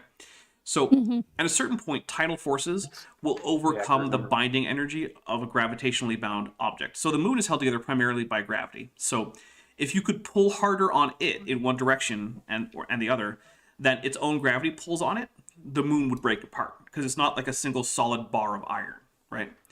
So because it's a gravitationally bound object, within a certain distance or radius from the Earth, the tidal forces from the Earth pulling on one side harder than the other would actually break the moon apart. We saw this happen with the comet Shoemaker-Levy 9 when it hit Jupiter. It didn't hit as a single object. That's because it approached within the Roche limit, and it was a gravitationally bound object. So it broke into several pieces before those pieces, which were not themselves gravitationally bound, they were more actually chemically bound. Those impacted the upper clouds of Jupiter, which is what we saw as the impacts. So I just want to say that's because it's a cool little bit of science. Not everyone knows about Roche limits. They're fun. It's if you're ever writing a sci-fi story or something, you want to have like the moon crash into the Earth, be aware about the Roche limit so you can, realistically have it break up into little chunks that get scattered all across the Earth or something. I don't know.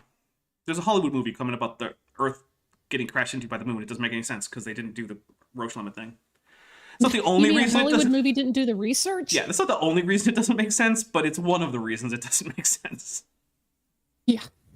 Okay. If the moon were any closer, the tidal forces on the Earth on a satellite that size would cause extreme damage to the satellite or to the Earth, like the rings of Saturn. So the moon was never closer than 11,500 miles, is Barnes's contention. Again, that the moon was never closer than 11,500 miles is Barnes's contention. That's how you write that sentence, Kent. Yeah. You don't even think so. The present speed of recession of the moon is known. It is known. Thanks, Khaleesi. We're not gonna say what it is. We're just gonna say. Can I just get an F in the chat for all the people who named their daughters Khaleesi only to have the end of that show? Ooh. Yikes! Yeah, that's a big F right there. I actually met someone last week whose risk. daughter was named Khaleesi, and I was like, oof. Yeah, oof. That's rough. Oof. Okay. If one multiplies the recession speed by the presumed evolutionary age, the moon should be much farther from the Earth than it is, even if it started out from the Earth. No, because they didn't form at the same time. Okay, and here's another thing. So, now Kent isn't connecting these two because he's too dumb to know that these are the same phenomenon. But this is connected to the slowing of the rate of rotation of the Earth, because the reason that the Earth is actually slowing down is because as a result of the tidal forces between the Earth and the moon, it actually transfers some minuscule amounts of its angular momentum to the moon. So Earth loses angular momentum. The moon has to gain angular momentum, which means what's the primary component of the moon's angular momentum? It's orbit around the Earth. You add energy to an orbit, what does it do? It gets higher. It gets bigger, essentially. Basically, what the Earth is doing in slow-mo is flinging the moon away. Yeah, kind of. Now, here's the thing. We can also measure the rate of this occurring, because since we can independently date rocks, and we can find things like fossils as well as rocks with things like daily cycles in terms of deposition, in terms of like inside their varves, we can actually check, was the recession rate of the moon always the same at all points through history? And it's actually not. We're actually at one of the highest periods of lunar recession rate in the entire history of the Earth. And that's primarily because, as you might know, Earth's mass is completely evenly distributed. The gravity is actually higher over the continents because there's just literally more mass under you than if you're over the oceans, because you're higher up.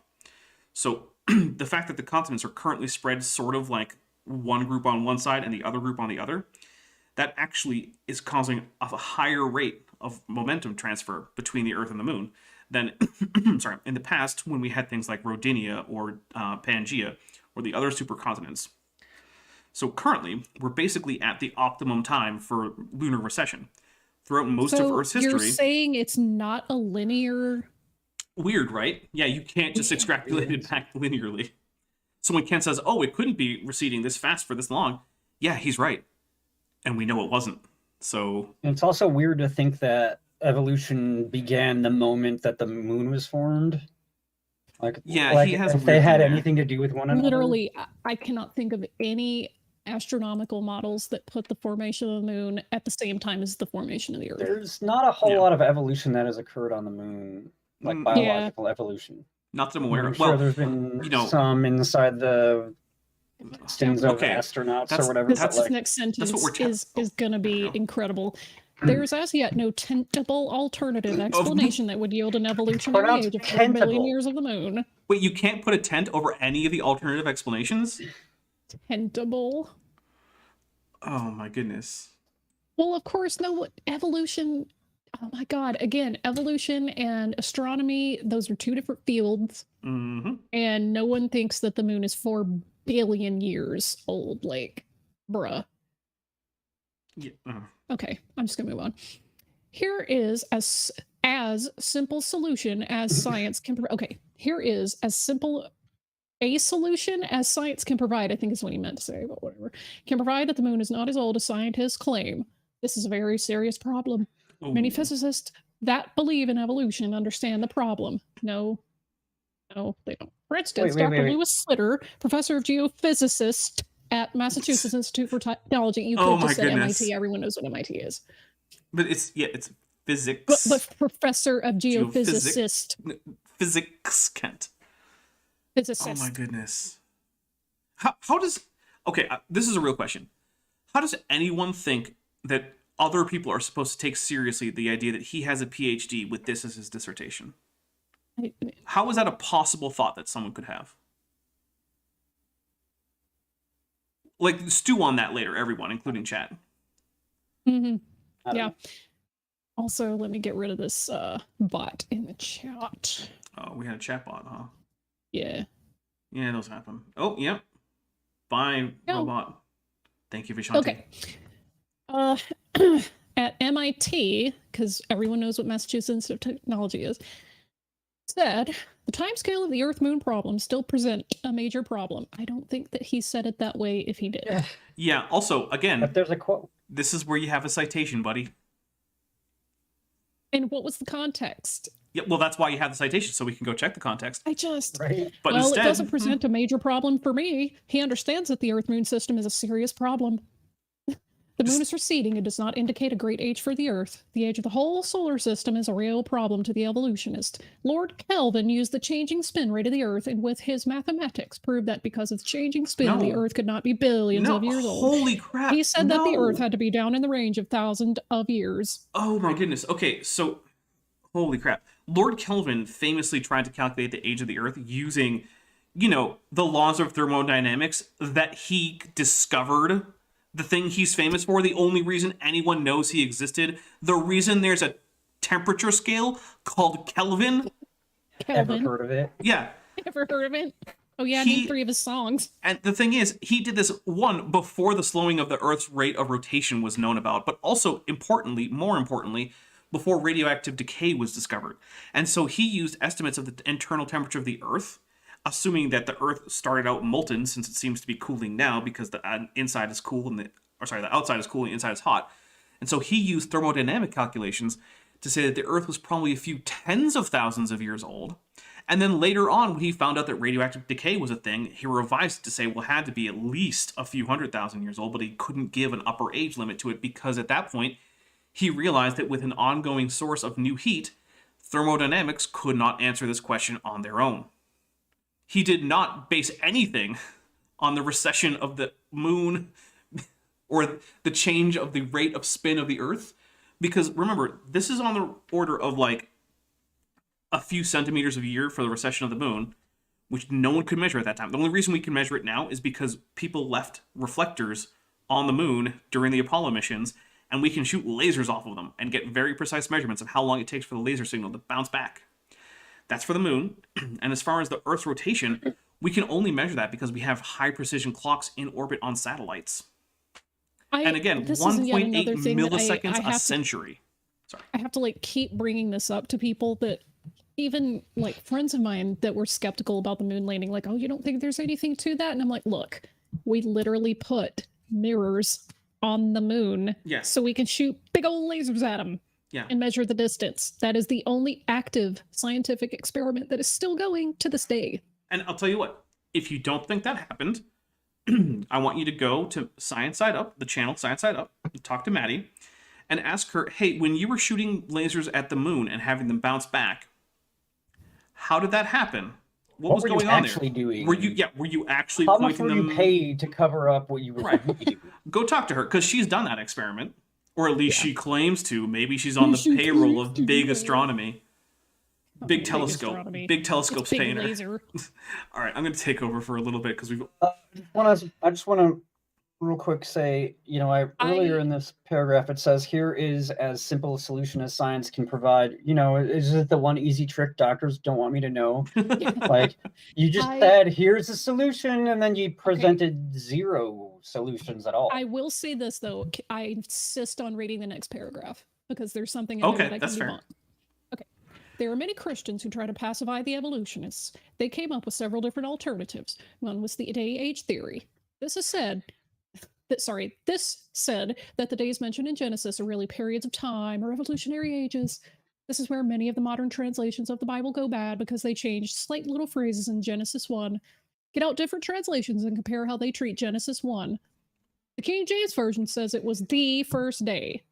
It uses the definite article the. Many other versions of the Bible use the article a. They will say that this was a first day and a second day. That little subtle change is just an attempt to allow for the day-age theory. Okay, I'm going to stop right here before we get to yet another Klingon penal colony. Kent has one of the worst, I guess, methods for trying to prove his position.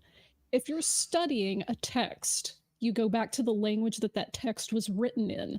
Okay, he went back to a translation of the text that was not written in to prove his point. And I would like to say, it doesn't matter what the King James Version says, because the Hebrew doesn't say that. In Hebrew, that verse reads Yom Echad, meaning Which day verse is that? I'm going to put it one. on screen. Do you know? Like, it literally says day one. It does not say Ha-yom, meaning the day. It says day one. Oh, there it is. For word It doesn't in say a Hebrew. day or the day. It doesn't So- say a day or the day. That whole passage is day one. Give me a day second. two, First, I'm going to day read a three. super chat. This is from Vandalia, 1998, for $5. Maddie will be on my channel in 75 minutes, so you can go ask her then if you want about her moon adventures. All right, well, there you go. And so we're going to highlight the verse in question. And I'm going to zoom in, and then we're going to actually just go ahead and put it up on screen. So give me just a second. Okay. So there it is highlighted. Could you read it again for us? Do you want me to read it off the YouTube broadcast? Just or... Yom Echad, the bit that I just highlighted there. I can't see what you're highlighting. I know there's a delay, but trust me, I highlighted Yom Echad. You can believe me on this. I tell you what, I'll pull it up on my own and read it, because I don't want to wait for the delay to catch up. So That's fair. How about that? Catch me outside. Okay. So we are going to verse 5. Vayomer Elohim la'or yom lachoshech kara laila vayhi erev vayhi boker yom echad. Meaning, and called God the light day, and the darkness By he the called way, night. Hebrew typically goes verb, subject, object, for those of you who are confused. Verb, subject, objects. And there was evening, and there was morning, day one. What does it say here at the last two words of verse 8? Yom Echad. No, verse day 8. 1. Day 8? Okay, hang on, let me scroll No, down. verse 'cause I'm 8. going to read it offline. Verse 8, sorry. Yeah. Vayhi boker Yom Sheni, meaning day 2. Weird. All right, thanks. That's all I wanted there. Again, these are not using first and second, because there is a word in Hebrew that means first or chief or primary, and they did not use that. And that word is actually the very first word in the Hebrew text. Bereshit. In the head or in the chief or at the first. Like, they didn't use Yom Rishon. So Sal is It says pointing day out. one, not day the first. Sal's pointing out he can't find evidence that Barnes claimed the moon's magnetic field is young. In fact, the moon has no magnetic field. So I think Kent got that wrong. Sal, you don't say Kent got something wrong about science. That's that I find that difficult to believe, good sir. And Atomic Scroll says, you mean Kent can't read or understand ancient Hebrew? Surprise. Fucking weird, right? It's Sorry. crazy to me that Kent is so bad at Hebrew that even I know how to figure it out, and I am terrible at Hebrew. And I'm like, guys, it literally doesn't even take but a passing knowledge of how grammar works to understand that he is off on, like, way off on incorrect. Well, I can't even tangents. remember how many times I've read the description of Grendel from Beowulf because Kent says that Beowulf describes Grendel as a T-Rex. No. Yeah, that's a thing. No. Yeah. All right, let's But finish this it up. doesn't matter This is the what the King penultimate James page. says when it translated Hebrew into English, because simply that translation was wrong. Yeah. All of the translations that use an article at all are wrong. It just says day one. It doesn't say the first day or a first day. It doesn't even say first. It just says one. So just throwing that out there. That little subtle change is just an attempt to allow for the day age theory. Ken Taylor's is Living Bible. I don't garbage heap. That's another non-sentence. Got it. Not only is it Repente, I don't I aren't they. it's Dante the garbage. not only are you just smushing Dante the apostrophe or an apostrophe T and the again together This again. doesn't feel like typing T twice. Even if we Our just read it correctly. transcriptionist has also descended into madness. So What I don't Ken- the garbage heap. yeah, I don't Like, the garbage that- heap isn't a sentence. That's not a I sentence. don't the garbage heap. I don't even know You know what he's trying to say. I don't the Oh garbage wait, oh heap my either. god, hang on. I should keep going. Ken Taylor's Living Bible, I don't garbage heap, period. Want to be too negative. What? Because there are many good things about it. In Genesis has an attempt to pacify the evolutionists by trying to include billions of years into the Hebrew framework. Did he have a stroke? Okay, it's not. It's I said before. It's like a 4-year-old, like just speaking out loud.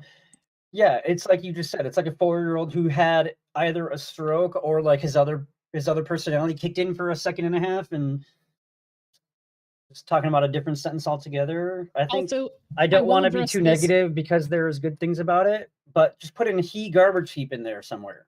I don't the garbage heap. But also in reference to what Creationism says, day one, by the way, almost for sure means the first day. It might mean the first day of the creation week story, but it doesn't mean that it's the cosmic first day. It's like in those Like- horror movies where they're like, night one. Yeah. And then a few little Dun-dun. spooky things happen, and then later they're like, night 5. And oh, even more spooky. Like maybe it's But like yeah, that. No even one thinks for- it's the first day ever when they And say when it night says 1. the Telling end, myself, the I'm whole telling arc myself doesn't a end then. little bit. Just the movie. Even for me, someone who does actually hold to the Torah as being like a sacred text and something that I consider theologically sound or whatever, for however you consider that, even I am going to say it doesn't require that be the first day that ever existed in the cosmos, ever. It just means in that narrative, day one of that creation week is what it's talking about grammatically. Mhm. So I want to an attempt to like shoehorn that into like our modern understanding of like eons is like spurious at best. So Edward Houghton says, I had to pause, so I'm kind of behind, but Dapper Dino, Van Gundy was Kent's parents' neighbor. No. So, look, I don't know this for sure. This is hearsay, but it's hearsay from sources, multiple sources, who knew Kent and who had received a story about how this text came to be. Apparently, her parents were Kent's neighbor, not that she was Kent's parents' neighbor. So she was the daughter of Kent's neighbors, apparently. Look, I wouldn't put this in like a deposition. I don't know this for sure, right? This is just what I understand based on some hearsay. So take that for what it's worth. That's just the story that I've been told when I asked about the composition of this text. So, okay, this sentence, or 15 run-on sentences, is such a train wreck. Ken Taylor's Living Bible, Adonte garbage heap. Want to be too negative because there are many good things about it. In Genesis has an attempt to pacify the evolutionists by trying to include billions of years into the Bible framework. They do that by perverting the scripture. Scripture teaches that it was the first day. No, it doesn't. Oh. And it was 6 literal days, not 6 periods of time. God told Moses later in Exodus 20:12 in the 10 Commandments, for in 6 days God created the heavens and the earth. Moses would have been a liar. Jesus obviously taught in a young earth and an instantaneous creation. That sentence obviously doesn't sense. He talked about Adam and Eve being created. God created them male and female. So Jesus would be a liar also if evolution were true.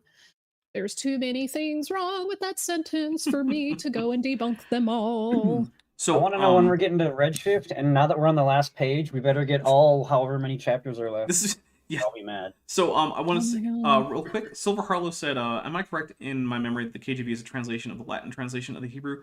I don't believe that is the case. If I remember correctly, the KJV Old Testament is primarily based on the Masoretic text. However, I would also say that because Latin lacks an article entirely, you could not figure out the or if you were translating from the Latin. So, and you know what? I'll take us out here. There are some evidences that the Earth is young. Wait. Oh. Goop Dude 3 says, at Silver Hollow, not entirely based on Latin, but the source manuscript, the Textus Receptus, does have some passages back translated into Hebrew from Latin. Not quite. The Textus Receptus is strictly a New Testament manuscript, and it actually has some phrases back translated from Latin, from the Vulgate, to Greek, to reconstruct an original Greek reading that there was no manuscript evidence for, at least at the time. In many cases, still not.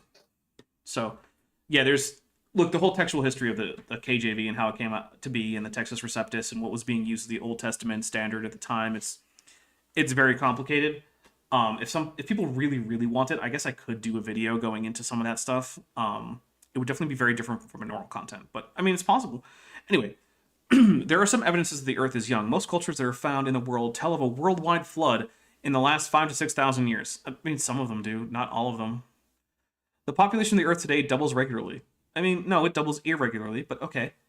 If you were to draw up the population growth on a chart, you would see that it goes back to zero about 5,000 years ago. Yeah, except that we know that the population wasn't doing a doubling every few years 5,000 years ago. We know about how many people existed on Earth. We have archaeological evidence of them. If man had been here for millions of years, like evolutionists teach, where is the population? It does not teach that. Doesn't it teach 100,000? Oh my goodness. For Homo sapiens, like a few 100,000 years, yeah. Oh. Also, Yeah, why do numbers matter? You could just say whatever you want, right? Also, if you look at the doubling time for bacterial populations, then if the Earth is a whole week old, how come it isn't covered in 6 feet deep of bacteria, Kent? And if it's 6,000 years old, how come the universe isn't filled with bacteria? Well, of course. Yeah. So here's the thing. There's this thing called carrying capacity, right? Any environment can only actually support a certain number of a particular organism. And that's going to depend on, what the food requirements are of that organism, what the actual environment's like, things like that. There's a maximum number of people that you could put on Earth with our current technology. We likely haven't reached it because, populations keeps going up. But at some point, if technological progress stopped, you would reach a point where you had the maximum number of people that could possibly be supported without significant portions of them just starving. And even if you try to go over that, the excess population will starve because there are no other options. Food production will have been maximized. Especially if we all evolve to be the size of Texas. So, yeah. Then the thing is, human carrying capacity, humans have actually increased the carrying capacity of Earth through their technology. But for most of history, prehistory, but through most of their existence, Homo sapiens hasn't even been able to farm. The carrying capacity of Earth was limited to how much food humans could reliably hunt and gather. And that comes out to a worldwide population that's only a few million. For tens of thousands of years. Basically just staying there. Anyway, the whole population growth can be studied by anyone, and it will be found that the population of Earth dates a young age for the Earth of 4,000 or 5,000 years. No, it just First half of that is true. Yes, it can be study the whole population growth. Since the flood started with 8 people. Okay, that's a weird way to say that. Also not a sentence. With water, but It's also not a sentence. There's no true. predicate here. That's true. Right. There isn't even a sentence. I mean, there isn't a subject. Anyway, all of the ancient writings that we have show a young age of the Earth. All right, old people from thousands of years ago didn't know how old the Earth was. No surprise. But also, even the Hindu writings, like about Kali Yuga and things like that, Yeah. that's millions and millions of years. They don't even think that. Yeah, that's like, actually it true. was The young. Hindu scriptures assume that the Earth is far, far older than it is. Why don't we have people writing about kings that lived 50,000 years ago? We do. In India. Yeah. We do. We just do. And I'm sorry that you would rather take it seriously when, the ancient Hebrews write about it. But when it comes to things that are almost certainly not true, like kings who lived for 1,000 years. 20,000 years. Yeah. I don't have a great reason to take that more seriously than I do the Hindu records of a king from 1,000,000 years ago. Why is it that all of the recorded history happened in the last 4,000 years? It's not true. Weird. We have histories that go back more than 5,000 years in some places. These honest questions deserve an honest answer. You've been given many of them, Kent. You just project them. I believe that we have been lied to about the age of the Earth. You're right, Kent. Yes. We have been lied to about the age of the Earth. By him. By you. Yes. Satan, the father of all lies, has come up with this one to try to make a fool of Jesus Christ. Jesus said in Matthew 19:4, the creation of Adam and Eve was the beginning. I believe Jesus was right, and then we end with a page number 101. That's how the whole thing ends. Where's the redshift part? We didn't get to Your that. chapters. Yeah, nothing on the redshift. So guys, thank you for coming on this absurd journey with me. It's been, I don't even know what. It's been a journey. It's definitely been a journey. This has to be the worst literature I have ever read. It's at least it was atrocious. entertaining. That's right? true. Like that one movie, The Room. Is this dissertation so bad that it's good? I would literally maybe. pay to Good have judge. Tommy Wiseau read from this dissertation. Would be so awesome. Oh my god. Does that need? That would be good. Look, maybe that should be a GoFundMe, but I don't know how much it would be. I would pay money for It's that. it's worth whatever the price is. Well, the thing is, we would have to find the price before we could set up a GoFundMe for that. Because if Tommy's gonna be like, "Oh, I want $1,000," then that's probably pretty easy. But if he's like, "I want $1 million," and then I read for you, then that might be a challenge. But also, remember, he's not the villain; he's the hero. Maybe he's a vampire. Mm-hmm. That's All right. maybe not. So that was. I like how it just ended. It's just like, and now it's just It over. It just stopped. Just it stopped. didn't end. It That's stopped. true. It didn't end. It just stopped. Ended like he would end one of his, seminars, because I believe Jesus was right. Altar call. All right. Well, guys. I walk up. I'm like, "What's this redshift again? The thing you never talked about?" Yeah, we're gonna get into that in detail later in the pages that don't exist. Dissertation part 2 coming sometime never. Never. Well, he now claims to have multiple PhDs, so maybe one of those I want PhDs to find involves. us. I'm We'll work on that. Yeah. Also, from my understanding, there is a text version of Kent's seminars. Yeah. And so we might be, we're thinking about doing something with that in the future. That's currently in the background going on. So there's a, quick little story there. So that might be coming. Let's see, we'll just do some quick channel things. So let's see, Tuesday the 8th should be an Eric with Erica. So if you like That Sick Gibbon, tune in at 5 p.m. Pacific, 8 p.m. Eastern, and if you're in any of the other time zones, please do some math. Thursday, the 10th. So I'm not entirely sure what's coming out that day. I'm hoping it'll actually be the next Speculative Evolution video, because I am almost done with the art for that, and then I need to do I need to upload to the World Anvil and then do the audio recording. But that's basically it. And if I can get that done by the 10th and uploaded and all that, then that will be what happens then. If not, it will be the first video of a new series about Dan Biddle, and he gave a talk on the 10 pillars of evolution, because there are only 10 pillars to evolution. He's going to knock them all down in turn. I didn't even know they had pillars. Pillars. Yeah. Like a religion. Okay. Right. And by the way, this is the guy who thinks that science thinks that every dinosaur fossil ever is the direct result of the impact at Chicxulub that ended the Cretaceous. Oh no. Yeah. Because all dinosaurs were immortal. Well, you know, when they say Not the involved. asteroid killed all the dinosaurs, that obviously means that all the dinosaurs that ever died were killed by that asteroid. That ever lived and died. Yeah, Yes. that's what that means. And not just all the ones that were alive at the time. Now, you might be noticing that I still have the Cambrian Bunny background up, and there's a good reason for that. That is because the Cambrian Bunny Awards are still running, but the final vote tally will be on the 12th, Saturday. So I haven't decided exactly when it's going to be because I have to see when my guests are available. But on that day, we're going to reveal who the winners are. So if you still want to vote, go watch the nomination video so you can see who the candidates are and get the links to vote. It's very easy to vote. It's just a quick 10-second YouTube video. All you have to do is hit like. You hit like and that's a vote. You can vote for multiple people. You can vote as many times as you have accounts. You can send it to friends and have them vote who don't even care. I don't care. It doesn't mean anything. So just do whatever you want. Cheat as much as you want. Anyway, that's as far ahead as I think we're going to look now. Vishanti, what do you have for us? What do you got coming up? Well, tonight, the NASA Bunker 33 is going to be doing a very interesting stream where we talk about people who like to ingest their own urine. Wonderful. Yeah, it's going to be a very wholesome stream. So I'll be honest, I do like to catch NASA Bunker 33 when I can. I might pass on that one. Yeah, I can't defend it. It's just. I was gonna say, I hope you understand. It's fine. I completely understand. How much allegedly Dave is there gonna be?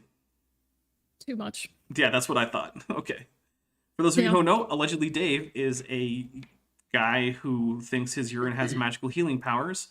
He's a flat earther, and also he tried to arrest a police officer for not shutting down a vaccination center. How did that go? He didn't take the police officer into custody, but surprisingly enough, as far as I know, allegedly Dave also wasn't taken into custody. So, I mean, that seems miraculous in and of itself, but hey, good for him. That's proof of miracles, right? Yeah, there you know what? There you go. Theism 1, atheism 0. All right, Bent, what do you got coming up?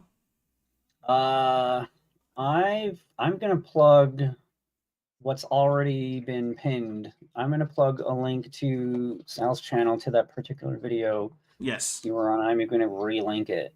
Because if you guys don't watch Sal, maybe you watch Sal more. Yeah. And look, I go on Sal's channel. I mean, I was gonna say regularly, but that would imply that there's like a periodicity to it. So not infrequently, I am on Sal's channel. So, all right. Well, thank you very much, guys. We're gonna switch over to the end credit scene, which I hope is the second version for this month because I screwed up the first version. So fingers crossed that it's not the screwed up one. If it is the screwed up one, I will notice and I will make sure that I fix that because I do have the fixed version already rendered out. And I just don't remember if I actually turned it into a video or not. So fingers crossed. I just want to take a minute to thank my channel members and patrons, especially those pledging $20 or above.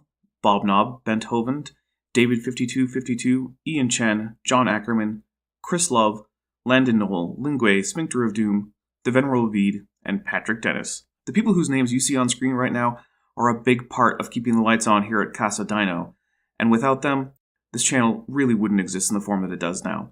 If you'd like to join this awesome team, there are links down in the description to join the channel or to join my Patreon. It starts at only $1 on Patreon or $1.99 here on YouTube. There's also a convenient join button right below this video if you want to join as a member on YouTube. Joining lets you see most of my videos early, in some cases more than a month early.